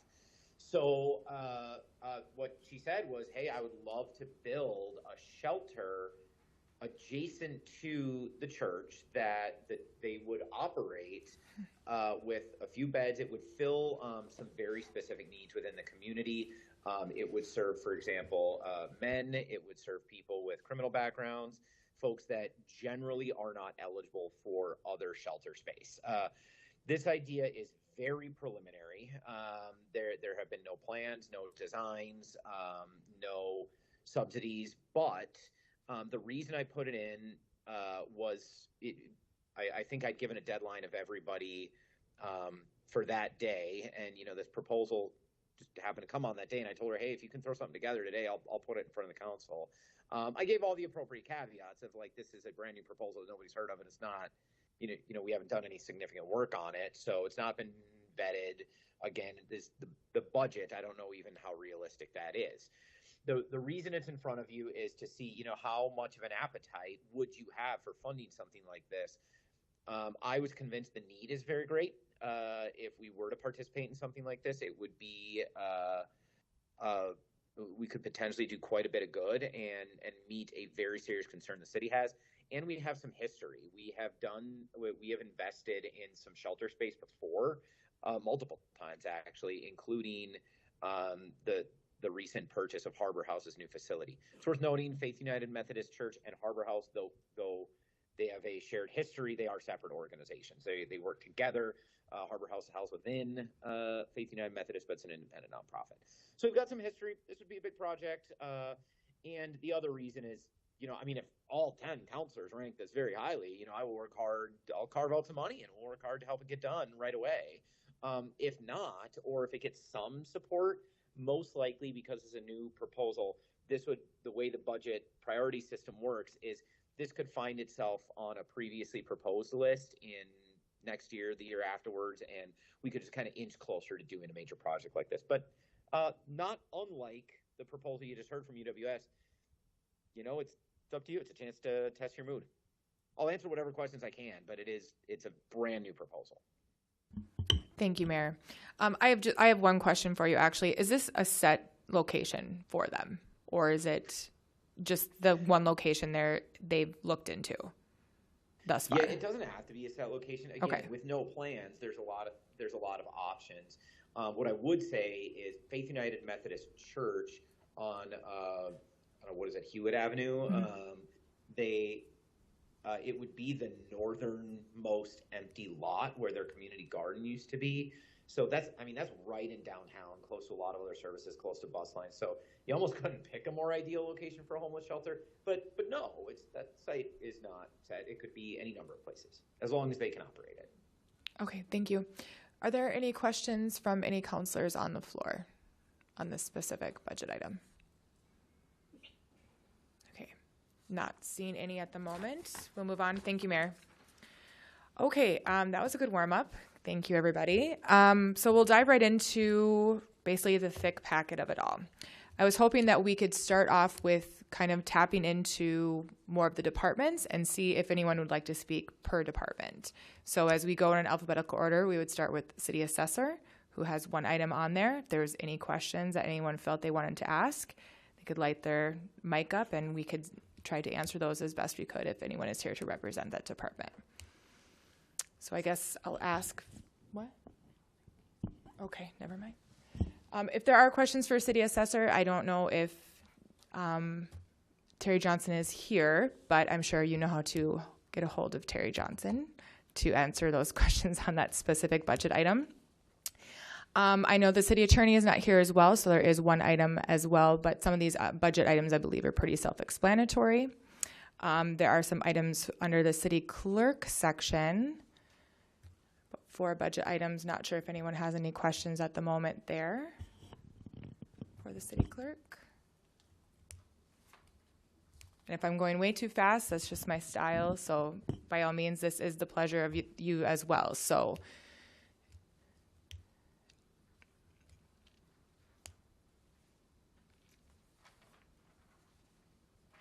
Okay, not hearing any at the moment.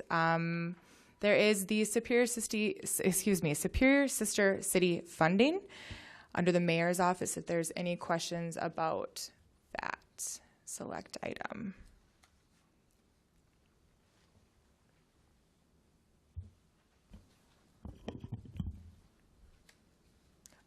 Counselor Van Sickle. Sorry, I don't have a question on this item. I did That's have okay. a question that I thought I would, I don't know if it would be better asked not like this, but I'll just ask it. Two items here regarding documents, and one recurring, one time. Most of my priorities this year are capital improvement, but if you had a preference for one coming before the other, or these totally unrelated items, is more right? One is operations and one is preservation. And then the question I had was, have we worked to, I know that UWS has an archivist, or do we have resources that could maybe get this ball rolling? So they're a little bit different. So about 20 years ago, the city clerk presented and got some funds together for a one-year temporary position to have someone come in and do digitization of records. And we have been living in that world in a 30-some-year-old program ever since. Many of our documents, I believe all of our ordinances, most of resolutions, not council proceedings, have all been scanned. Unfortunately, they're not very usable. I mean, they're all image-based files. There's no searchability in them. You can't do a keyword search. So many of you have requested, like, hey, Heidi, can you look up 10 years ago, we passed this thing. I think it was with this company. That kind of research is very limiting in our office. And it's not just the clerk's office that deals with records management, finding materials. What we have here at the city for document management and retrieval and research is outdated and difficult. The other proposal is in regards to some of our oldest documents here at the city that are permanent records that have never even been scanned, haven't even made it to that point yet. I did receive a request this year by one of the counselors for some information from the earliest days of our city in the 1880s, and I was unable to find those records. We have council records of every meeting back to that date in moldy, smelly, falling apart volumes down in the basement. And although we have a great facility, we had groundwater coming into our storage space last week. So I feel as if I'm the keeper of these documents, I'm worried about them in regards to, number one, I don't think we have the expertise here at the city to know the best method of which to maintain these records, and then also the best preservation. I don't think it would be as simple as sending us down to the basement to just start moving them, taking them apart, scanning them. These records, when you touch them, your arms start itching. I think there may be asbestos in these documents. They smell horrible. There's clearly mold. So those are two different requests. In regards to preservation of the oldest documents downstairs, we need to do some form of record keeping to have another copy in case they are destroyed in some way. And then digitization and a better records management system, not just for the clerk's office, but I think you'll see some sentiments in other departments in regards to having a better record system. Are there any questions for the city clerk on any other items that were proposed? I have a small question for you to lean over. What are some of the security measures that you found on the office remodel that you would like to just kind of inform the council on? Yeah, we had an offer from one of the Homeland Security agencies, CISA, to do a security assessment of election spaces and clerk spaces. They visited not only this building, but also with the county clerk's office. He had several recommendations in regards to the layout and flow of our offices that could be improved for the safety and security not only of the staff, but also of elections management, records, and then also equipment. So we decided not to list all of the items in regards to what those security risks are in the report for obvious reasons. Okay, thank you. All right, any other questions for the city clerk at this moment for the proposals? Okay, and I believe there wasn't any questions for the mayor's office on the Superior Sister City funding. I would like to move on to, there's a proposal with IT and finance for the new ERP software implementation. I don't know if anyone has any questions on the council level. Nick, would you like to add anything? That'd be great. Yeah, I'll just talk about this a little bit, because I know this is not the funnest project. It's not the one that's going to stand out. It's not a new fire hall that you stand in front of and take a picture of. It's me behind a computer, us in the city using the software every day, doing analysis, running numbers, and that kind of stuff. So this is a large budget number. There's two parts to this. Implementation of the software, we're estimating is going to be about $1.5 million. That seems like a lot of money just to move from one software to another, but this is a complex software. This houses all of our HR, all of our budgeting, all of our general ledger accounts to accounting. Basically kind of the background of the city. It's a program that we've had for almost 30 years now. When this was implemented back in 1993, it's almost as old as me. So, and then on top of that, you know, the second part is we're kind of doubling our fees to get up to an up-to-date software. And along with that up-to-date software comes more transparency, hopefully for the whole city, hopefully for residents, more efficiencies, more transparencies for department heads with their budgets. It's just going to be an overall better backbone for the city to really move us forward and hopefully make things a lot easier for everyone.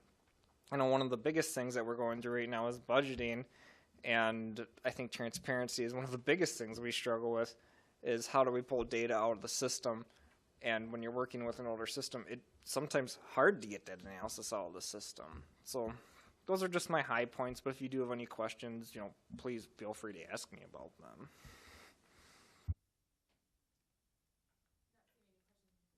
Not seeing any questions at the moment, but I think you know how to reach out to Director Reinhardt over here. So thank you, Nick.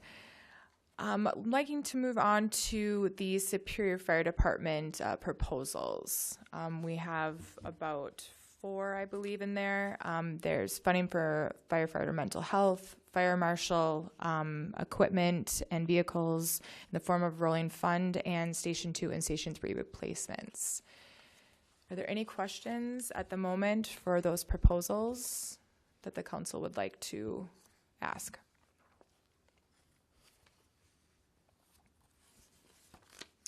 Not seeing any at the moment. We'll move on. Madam President. Oh, I'm sorry. if I Yes. could Yeah. Interject. Yeah.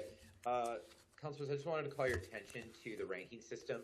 You'll find the fire halls under previously proposed items number 5 and 6, I believe, and you see it ranked twice. So it's basic rebuild of fire stations 2 or 3, or expanded rebuild of fire stations 2 and 3 to include police station.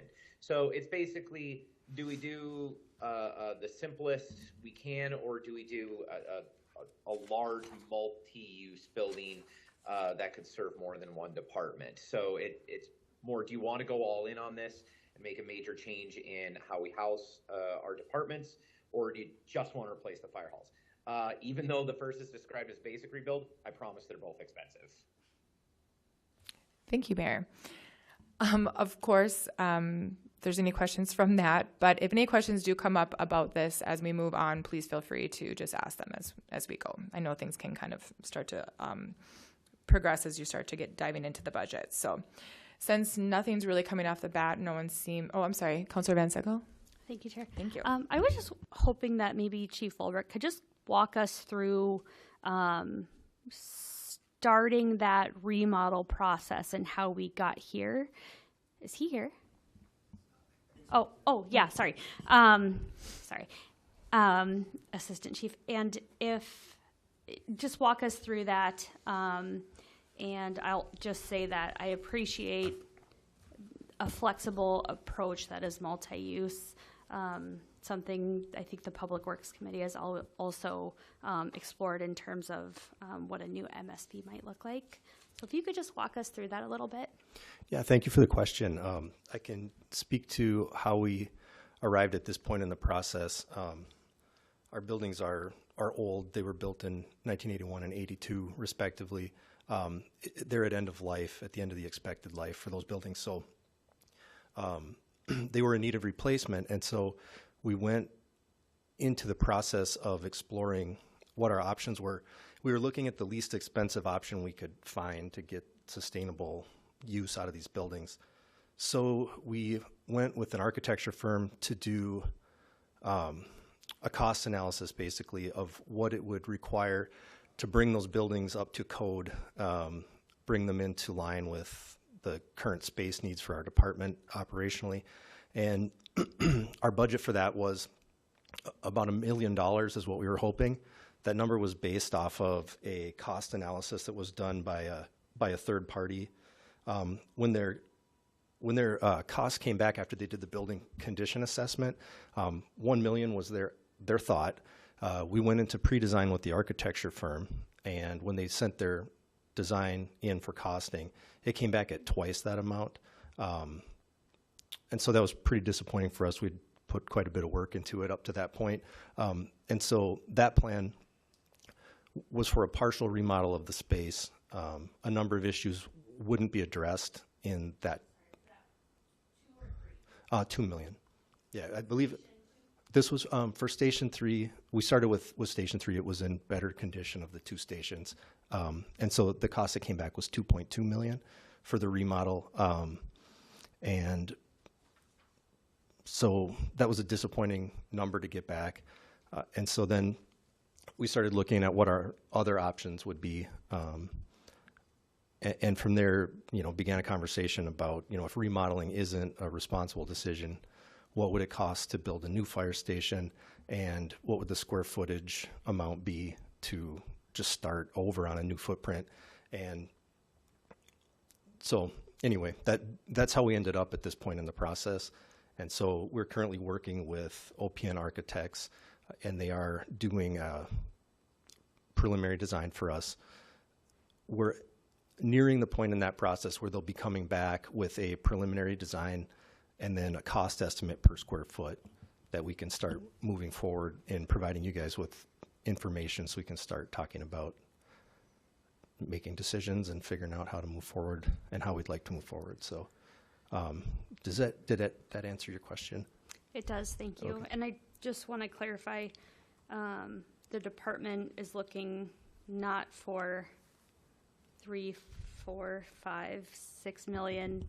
Do we have an estimate for Station 2 and Station 3, or is it collective, or is it just the design amount? Right now, we don't have a number yet. We're near that point in the process. We should have that shortly. We're just wrapping up pre-design, and then they'll send that out for costing, and then we'll have some numbers to work with. So unfortunately, I don't have any numbers yet. I wish the timing was a little bit better on that, but we'll have them soon. Thank you. And finally, I know that you are working with Councilor Moffitt on the Climate Justice Grant. Can you remind me the timeline on that? So we're preparing to submit the application in August. We're still waiting on a couple of numbers back for, more accurate estimates on some of these projects. And then we'll submit it for draft review, essentially. They'll do, it's a great process in that the EPA will review our application and give us feedback. And then send it back to us, and we can make small changes and then actually do a final submit. So if there's something they don't like or looks off to them or they're missing something, we'll have the opportunity to hopefully get corrections in and done and sent back in time for the final application deadline, which is the beginning of November. There is money in that proposed grant budget to fund Station 2 as a priority in that financing, and the connecting community room and the upgrades and things that would be needed there. There's also some additional space considerations for the police department in that building, and some other like really cool aspects to that project. That would be funded in the grant if we get it. So, but not Station 3 because that's outside the service area that the grant can use. So. Thank you for your information, Councillor Moffitt. Councillor Elm, you have a question?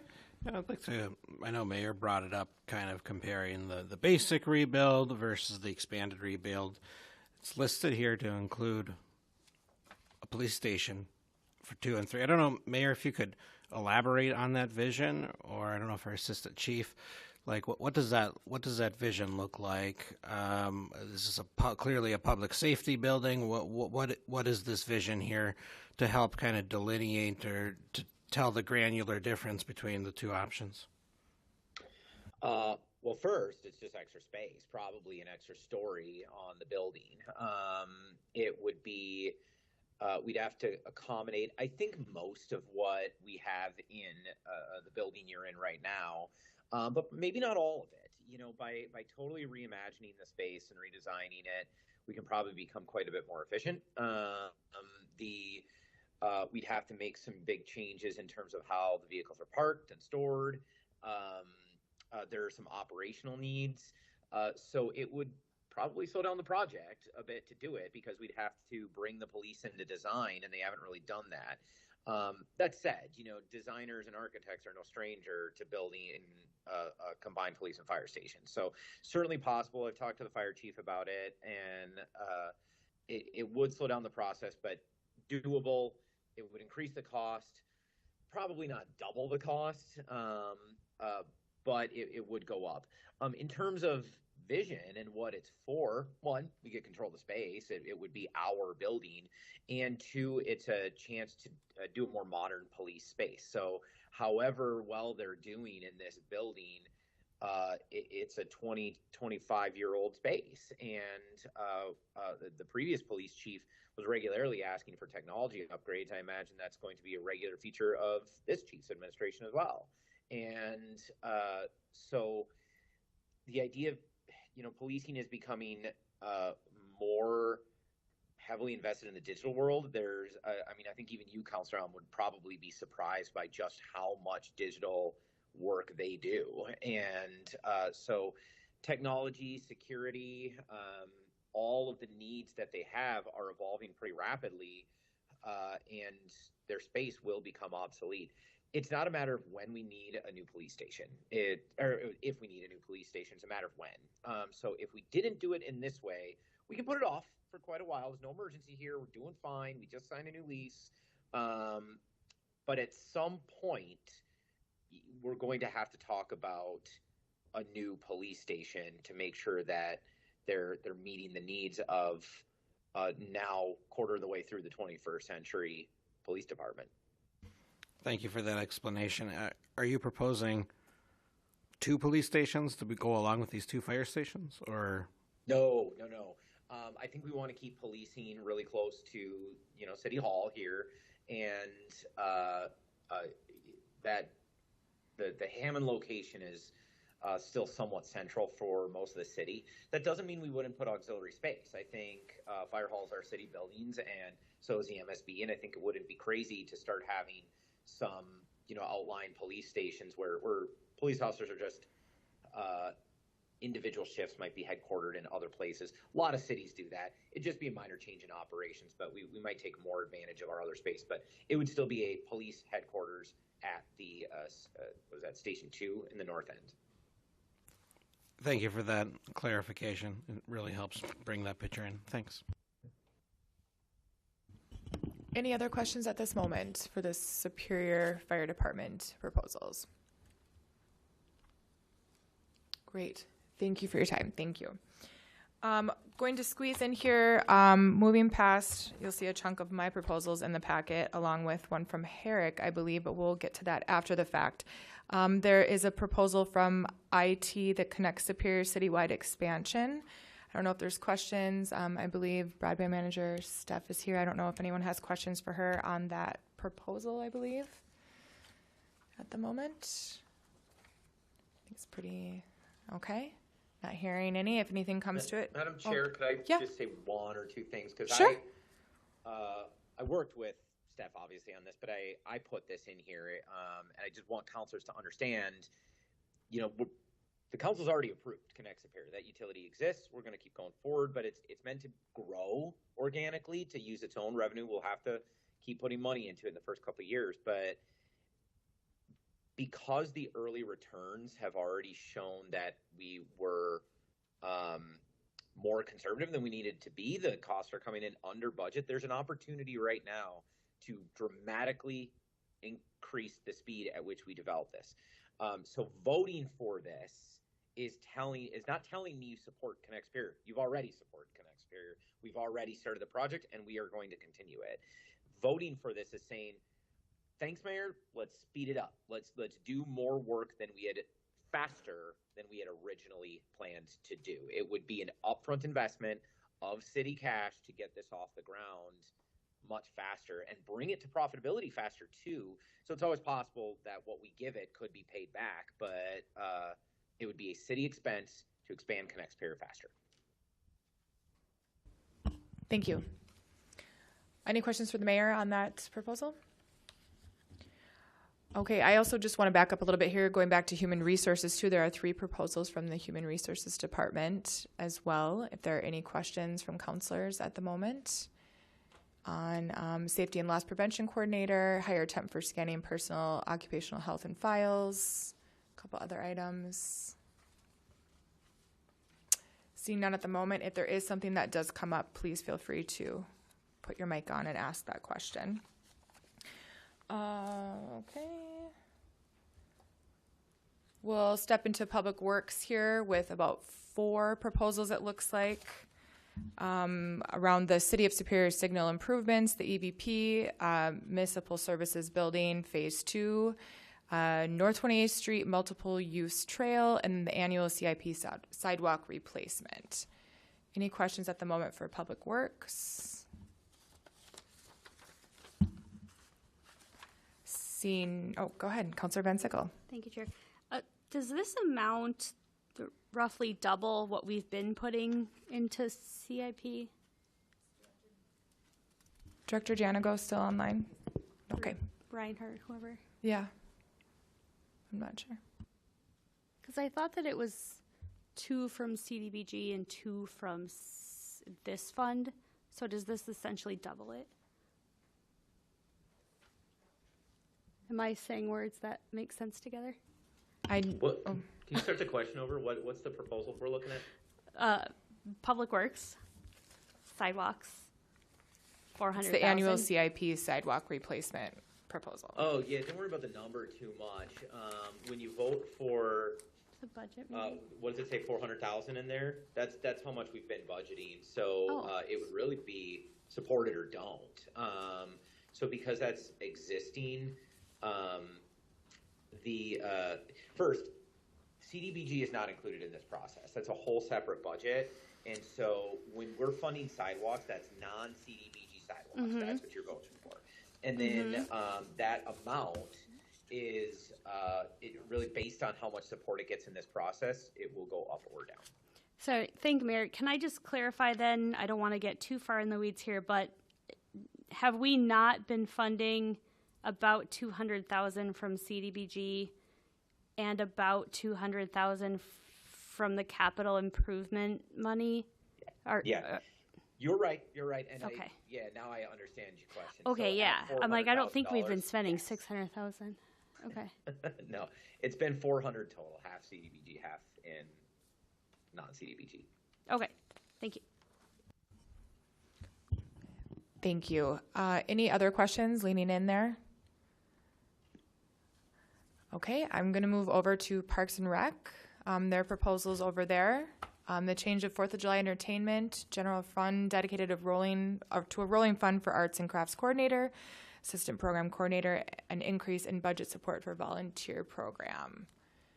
Any questions for Director Cadotte or anything at the moment? Okay, not seeing any lights going on. I'll move on, but like I said, again, if you have questions, just please ask them, even if it's out of order. We'll jump into police here. We have about 6 proposals, it looks like.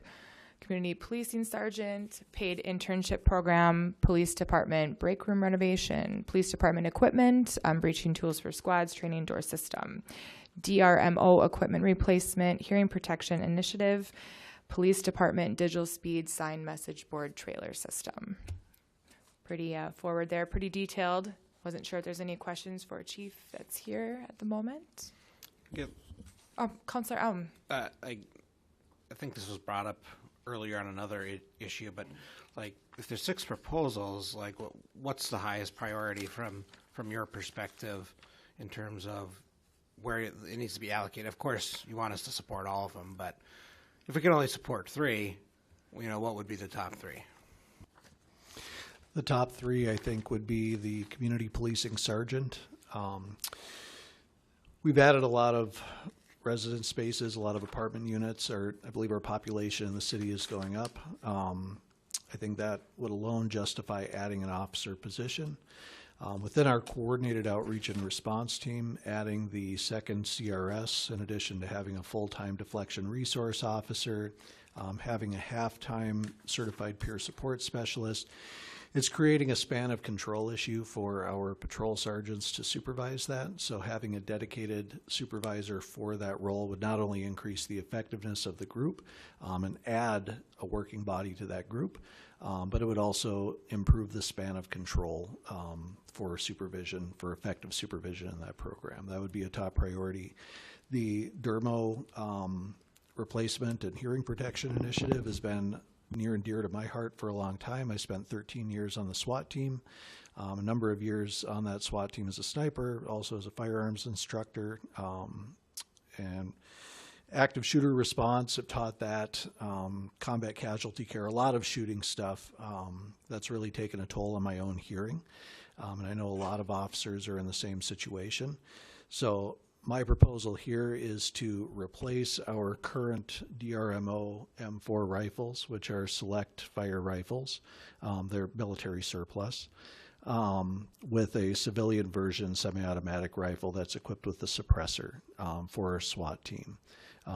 A lot of departments across the state are switching to that, including the University of Wisconsin-Madison Police Department, which has equipped their entire police department with suppressed rifles for that reason.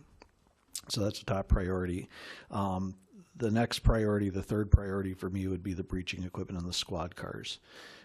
In order to give officers the tools that they need to get into critical situations fast, they need to have the tools handy with them. If something's really going down and they need to get into a building and they need to use a tool to get in there, they don't have time to run back to the police station to get one of the 2 or 3 Rams that we currently have. They need to have it right there in their squad car. It needs to be mounted appropriately, and so that's also a top priority. Thank you. Councilor Herrick. Yeah, just one question. Going back to the community policing sergeant, would that sergeant be in charge of any of the police officers that are at the schools? Would that fall under that jurisdiction, or? It certainly could, and that would probably be a good use of that position. Okay, thank you. Any other questions about the proposals in the police department? Okay, thank you, Chief. Okay, that kind of ends the part where we're talking strictly departments, but I wanted to also give the floor to counselors who put in proposals as well. No pressure. If there was any specific proposal that any counselor who had submitted any that would like to talk about on the floor, give a little more insight. I know it's kind of fun to dream and be creative in the text, but sometimes it might need a little, with some time that had passed, so maybe more information has been added to your proposal. Like I said, no pressure, but please light up your light if you'd like to speak. Councillor Moffett. Yeah, my forms weren't included in the packet, but I wanted to just draw attention to a couple of things. The previously proposed communications, marketing, social media, website, and digital media manager position, number 3 under previously proposed. I had submitted that last year and again this year. I think we could do a better job of streamlining our communications between departments. We have multiple Facebook pages, and we're asking people who are specialized and very skilled areas that aren't communications to spend some of their highly skilled time trying to learn and trying to do communications work. And so some of these department managers and people that are currently doing communications would be better off focusing in their expert areas and having somebody else that could focus on the expert skill of communicating effectively with the public. Just for some examples, we've had small business grant applications available from the planning department, which are wonderful. I hope everyone on the council continues to support them. We don't get enough applications in all of the rounds to offer that money out because a lot of business people don't know about it. We also had the nonprofit grant round. I think a lot of people didn't know about that, including I've heard from some staff people that they didn't know that that was happening. We regularly have public meetings, public events that aren't always pushed out into the public. They are properly noticed, but if we really want to do that community-based planning and get strong feedback from the community and involve them in our decision making, you know, we should spend more time on that and have a skilled person working on it. And I think there's a lot of opportunity to share stories about some of the great things that each of our departments and council members and people with the city are working on. And we don't always take the time to celebrate those wins and share them with the community. And so this position is also an opportunity to build up the city's reputation simply by talking about some of the great stuff that we've all been working on and that the staff has been working on. And I think it's really important to have that position available, like I said, to get community input and also to talk about the stuff that we're having. So I proposed it again this year. I think the position could potentially start as a half-time position or something if that's what's available for funding. But I think that it would be very important to kind of add that in to take some of that workload off of staff members that are better spending their skilled time working in their focus areas, and then having somebody that can really specialize and do a great job with these skills. I'm not sure if anybody has any questions about that or if I should. I just wanted to say I added something similar to what you had added just to show support and to show that there's more avenues of what we're thinking about. I agree with you a lot. I think streamlining this as a tool, as a communication piece for our constituents to be able to use to be informed on their own allocation or own time. We do have a brand new website, which I think is extremely exciting, but I think before even to search part of it was frustrating, but we're getting somewhere with those kind of things. And I think we're starting to see that, you know, any type of way of communication, whether that be social purely, social media, it is something that a majority of people use, and we can try to cusp it in a way that it's positive and forward and informative. So I agree with you there. So thank you for bringing that up. Any other questions for either myself or Councillor Moffett on that specific subject? Not really seeing much, but is there any other councillors that enter proposals or want to talk about proposals that they saw? Go ahead, Councillor Moffett. Sorry. No, that's okay. The other one I sent in last year and again this year was to ask that we consider hiring an assistant director for the planning department. And I feel like the planning department is essential to our community looking forward. We've all committed to a wonderful comprehensive plan for our city, and there's a lot of great material in there that really looks forward and builds Superior for the next 20 years.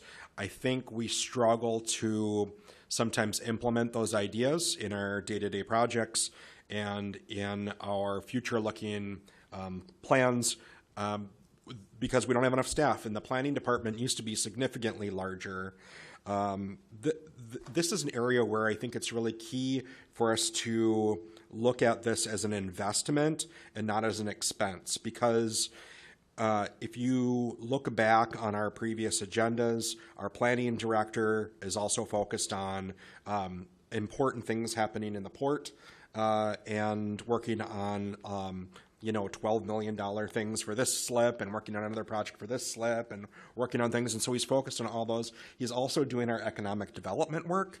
And so he's coordinating with our partners at the chamber and at the bid and at the Development Association and doing other work. And we really need another person that can focus on doing those neighborhood-based plans and helping with plan review for small businesses and small projects happening around the city. When you spend money on a position like this, it's easy to look at it as an expense, but it's an investment, because when you can do the proper planning work and make sure that your zoning code is up to spec and that you have design guidelines for your downtown, and you're able to review and push out small business grant applications and do all of this work, you're building income and building tax base for the city to fund everything else that's in this packet. And so I would strongly ask my colleagues to support an additional planning staff person. I believe that it doesn't take very many projects to increase the tax base enough to cover its own expenses. And if you look at just one site and building a building and you increase the value by, well, let's say you just take any lot and you put a house on it right now. A house cost now is $350,000 or more for new construction, and that's just one house. And so imagine what a commercial building does and what that does for the tax value on just that one lot. And if you have this person working on whole neighborhoods and entire areas and many lots, it doesn't take long for that position to not only cover its own expenses, but to essentially generate revenue for the city through their work. And so I just want to advocate for that position on here. Does anybody have any questions about that? Thank you, Councilor Moffett. Councilor Yes, Councilor Moffett, thanks for that detail. On the previously proposed form, it says collections manager / additional planning staff. Is this two different positions, or is this a combined position where they would be doing collections work as well? Or is this a question for the mayor? I didn't ask for a collections manager. So. Go ahead, Mayor. Yeah, first I want to apologize to the councilor. I don't know why those proposals didn't get in there. I'll find out. I'm relieved that something close to what you're asking for is on the ranking sheet. So both of those positions are under previously proposed. The reason I described them very generally is many councilors ask for many different things that could be captured within one position. So you don't need to think too hard about what the position would do or what it would serve at this point. So let's say a councilor wants a collection manager, another councilor wants a deputy planning director, another one just wants, a basic planning tech or something like that. You would all vote for that item in the sheet. What is that, item 13 under previously proposed? And the reason for that is we're not designing any positions in the budget. We're funding positions. So we would put enough money in the budget to support a new position. Then you begin the process of creating it over time. Once we know it's in the budget, you could start as early as the late fall or beginning of the year in 25, and you go through the human resource process of creating a job description, deciding exactly what it would do. Then we would categorize it for its actual wages. So tons of flexibility about what we would do. The same is true for that communication/social media manager. A number of people, both counselors and staff, asked for something similar to that, and we've had a similar request for many, many years. But everybody describes it a little bit differently. We will hammer all those ideas out those details out later. You tell me if you want staff, then you just tell me the basic nature of the staff you want. We'll put the money in. Thank you. Thanks for clarifying that. Any questions or comments that we'd like to add as we are getting to the end of this committee of the whole? Oh, Councilor Herrick. Yeah, hi. This isn't my actual entry here, but it's important.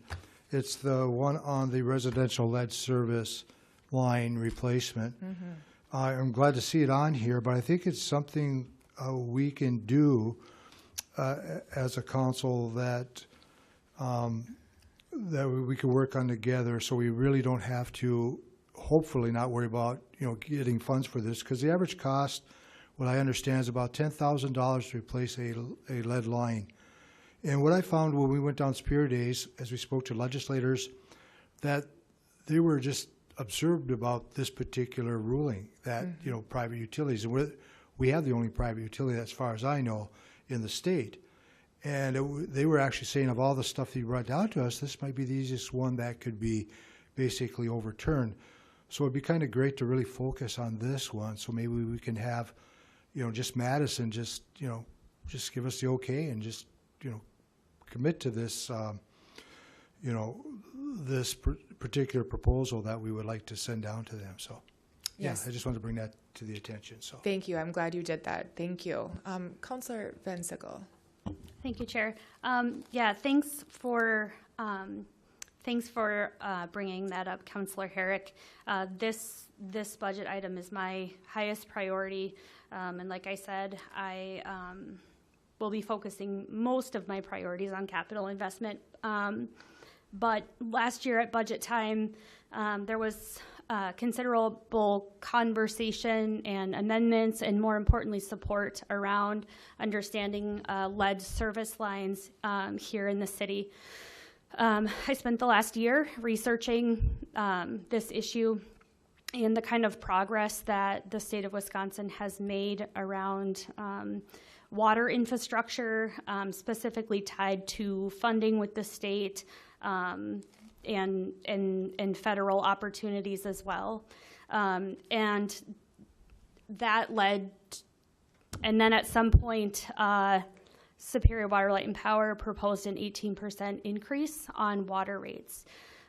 So there are two issues kind of dovetailing each other, but I did also put that research together that also didn't make the packet, but that could be my fault as well.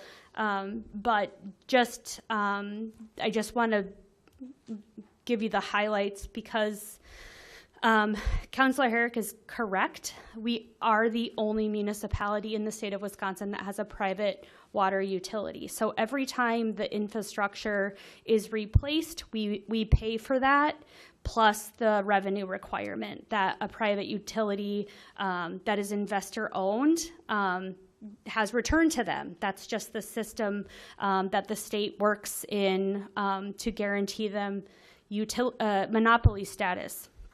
So when you see Hammond all tore up, and it's really convenient that Water, Light, and Power, and I don't want to use them specifically, this is not adversarial, this is not a slam in any way, this is just the numbers, and I worked with them closely on understanding the lead lines issue over the last year as well. They've been helpful in that way. So when they have an opportunity to get into the road to replace that infrastructure, it's still us paying for it. And then we have to pay for it again with that revenue requirement over into perpetuity. So I compared the City of Superior's water rates to every utility, both private and investor-owned in the state. Ours are the highest, and it is not even close. So when I started thinking about what could we do about lead lines, because however they get replaced, we are paying for it. So I'm asking the council to create a fund, because once Superior Water, Light, and Power is done with their inventory, it's wrapping up now. I hope you read the article in the Telegram that says they're about 75% complete. So they did an inventory of their infrastructure and residential infrastructure, and they're now starting to glean who has lead line service and how much of their own infrastructure. But the fact is, the City of Superior residents, that's the full purview of their water service is in the city.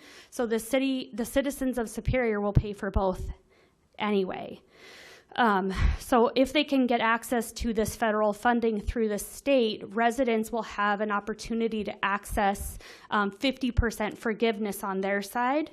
So my hope is that we will set aside, $5,000 per home to help offset that, but the other 50%, and again, over time, we're still paying for it. So then I asked Heidi for paperwork from the incorporation of the city. I apologize for that, from the late 1800s. There are a couple of options here. So one is lead line replacement. That's my focus. That's in the budget. But the history, I just want to at least point out that the City of Superior has retained and enshrined its ability in state statute to reclaim the water utility. So I'm not talking about gas. I'm not talking about electricity, because Water, Light, and Power, similar to like BNSF, they have just kind of a permanent standing indiscriminate permit with the state. So it's in statute that the municipality has the right to reclaim that. And in 1938, the City of Superior put that to referendum for the cost of just north of $4.5 million, and that was rejected by the citizens.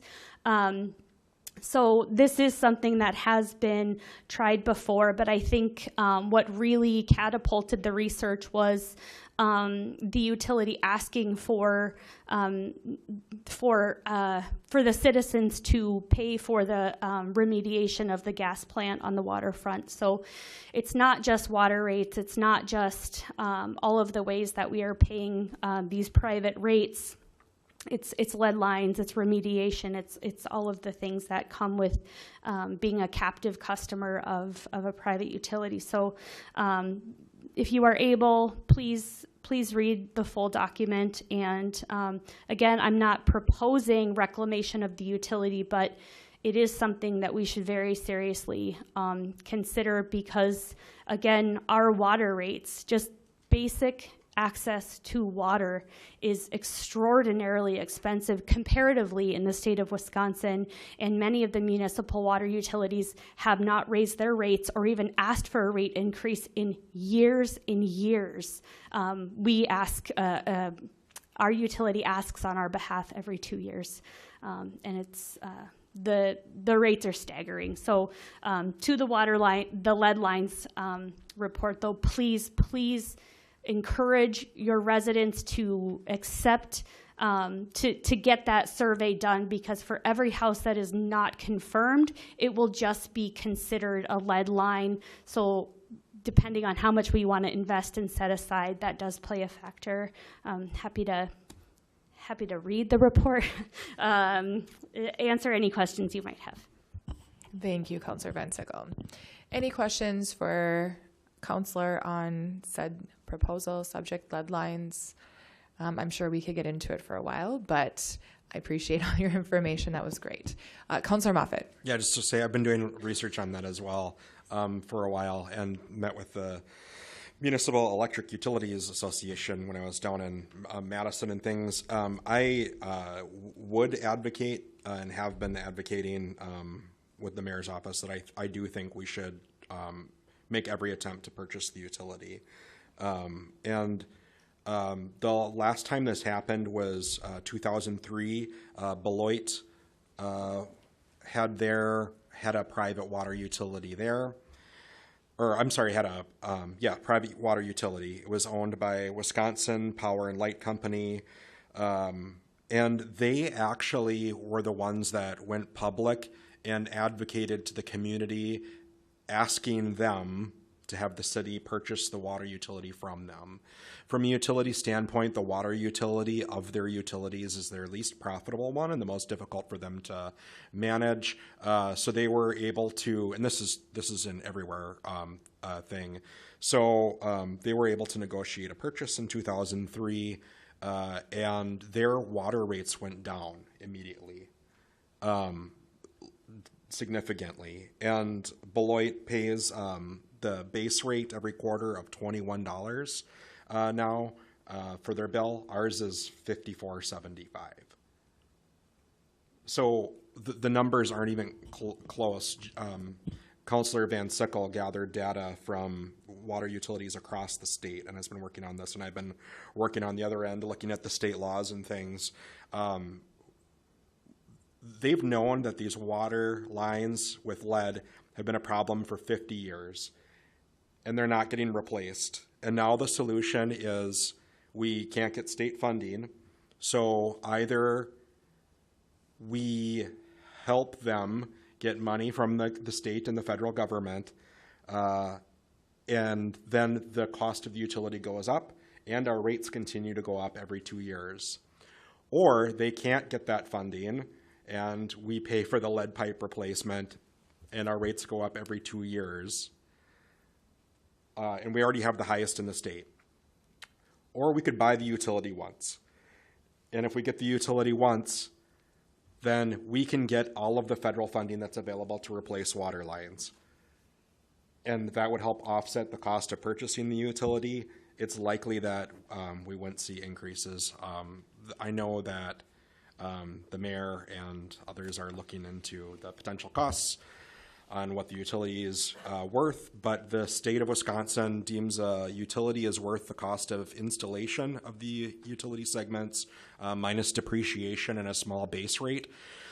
A lot of our water lines are north of 100 years old. I can tell you they're fully depreciated. So the actual value of our water system is low right now, which makes it a cheap investment for us to be able to get in, get it for our citizens, and offer competitive water rates, not the highest in the state. But if we don't do this, they'll get funding either from us or from the federal government, one way or the other. They'll replace the lead water lines. Those will be new pipes, and the cost of the system will increase dramatically. So this is the time when we have an opportunity to purchase the system and make it affordable, and that won't be the case in a few years if they've replaced a bunch of the system with new piping. So I urge everyone to look into the utility rates and the information that Councilor Van Sickle's put together, and I hope we can have more conversation about it. This is something that affects every single homeowner, and it affects every single business owner in the community, and they're all paying for it. And I think this is an area where I was really proud of bringing forward a grant opportunity that could be up to $20 million. That could be, and I do hope we get that, but that could be nothing compared to the amount of money that we could save if we could look into this and do a fair deal for the water utility. So I hope people will vote for this item as a top priority. Thank you. Thank you, both counselors. It was quite informational. Thank you. Any other questions at the moment as far as anything on proposals? I feel like I'm seeing some content faces. But I suppose if there's nothing else to... Oh, I'm sorry, Councilor Elm. This one's a little more fun thing. That was putting music on Main Street. That was my proposal. And, enjoying travel like I do, and being a city councilor and looking at different cities, you kind of pick up on certain things. And having visited a few cities, I've you hear music in the background. It's like, oh, well, how did they do that? And in the agenda packet here for committee of the whole that was provided by the mayor is, I think, about 6 pages kind of explaining the nuts and bolts of it. But, music can create a lively atmosphere for festivals or parades or even holiday shopping. Music can also enhance the shopping experience, making it more enjoyable, encourage people to spend maybe more money and time in the downtown. And also, you don't have to wait for live bands, and certainly that has a benefit to the area as well, but like just on a more consistent basis. It could also be used for emergency announcements as well. And it's a kind of a cost-effective way to put music on. It's just the light poles, and there's already the power there. They can connect wirelessly. Anyways, it just brings a fresh and encouraging vibe to the downtown. So I don't have any specific guidance on this, but just to maybe start it out, maybe put an RFI out. I certainly am a downtown city councilor, so this is something that I think could spruce up the downtown and just make it more enjoyable. So just wanted to give some context where this came from and what it could do.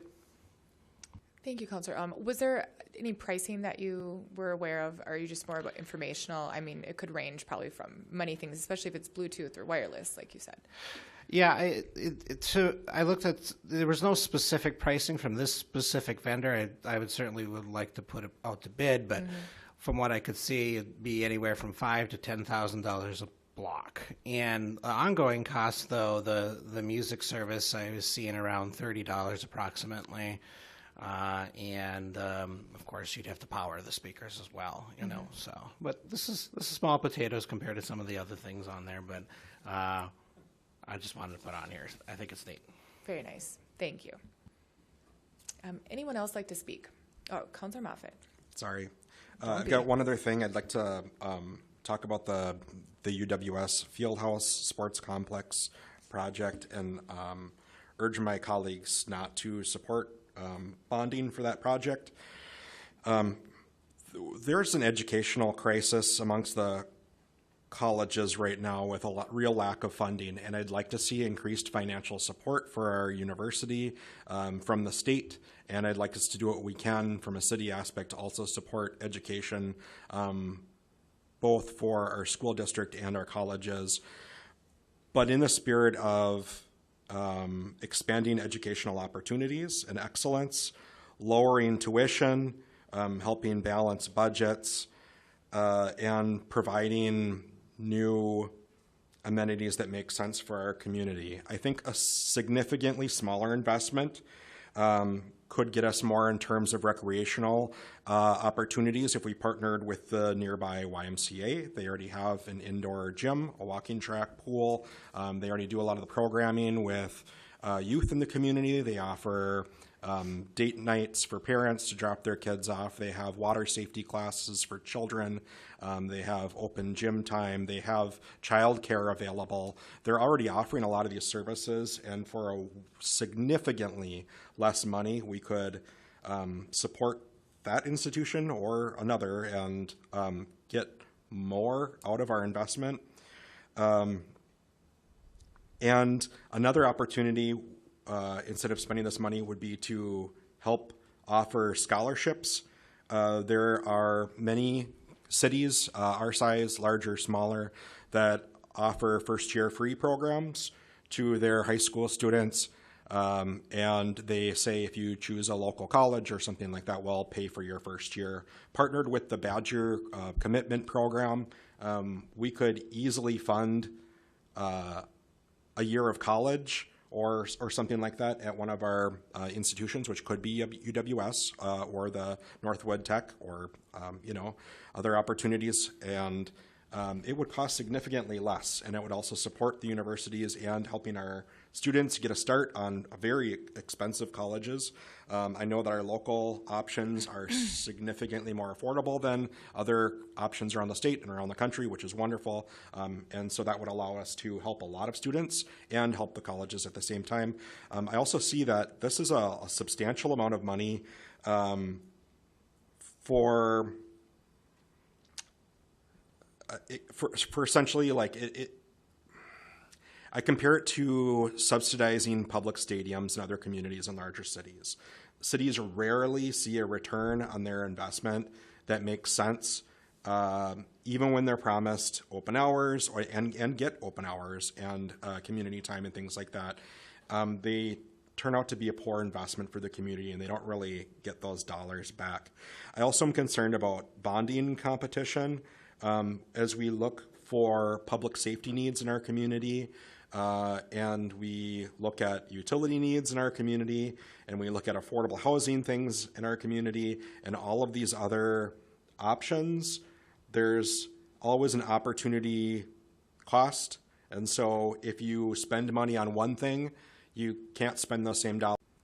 Work with me or the administration or the college on some of these other alternatives in which we could fund health efforts or education efforts in our community. Thank you. Any other comments, questions, anything at the end? Moving towards the end. Okay. Not seeing any at this time. I want to thank you, counselors, for your time, your passion, your wanting to know more and to be here through this process. Clerks, the audience, the department heads, thank you so much. And I will call this meeting, and I'm sorry, you too, Mayor, and I will call this meeting adjourned. Thank you very much. One other thing. Happy birthday, Lindsay. Happy birthday. Thank you. I hope I wasn't being too rude. Thank you. Good night, everybody.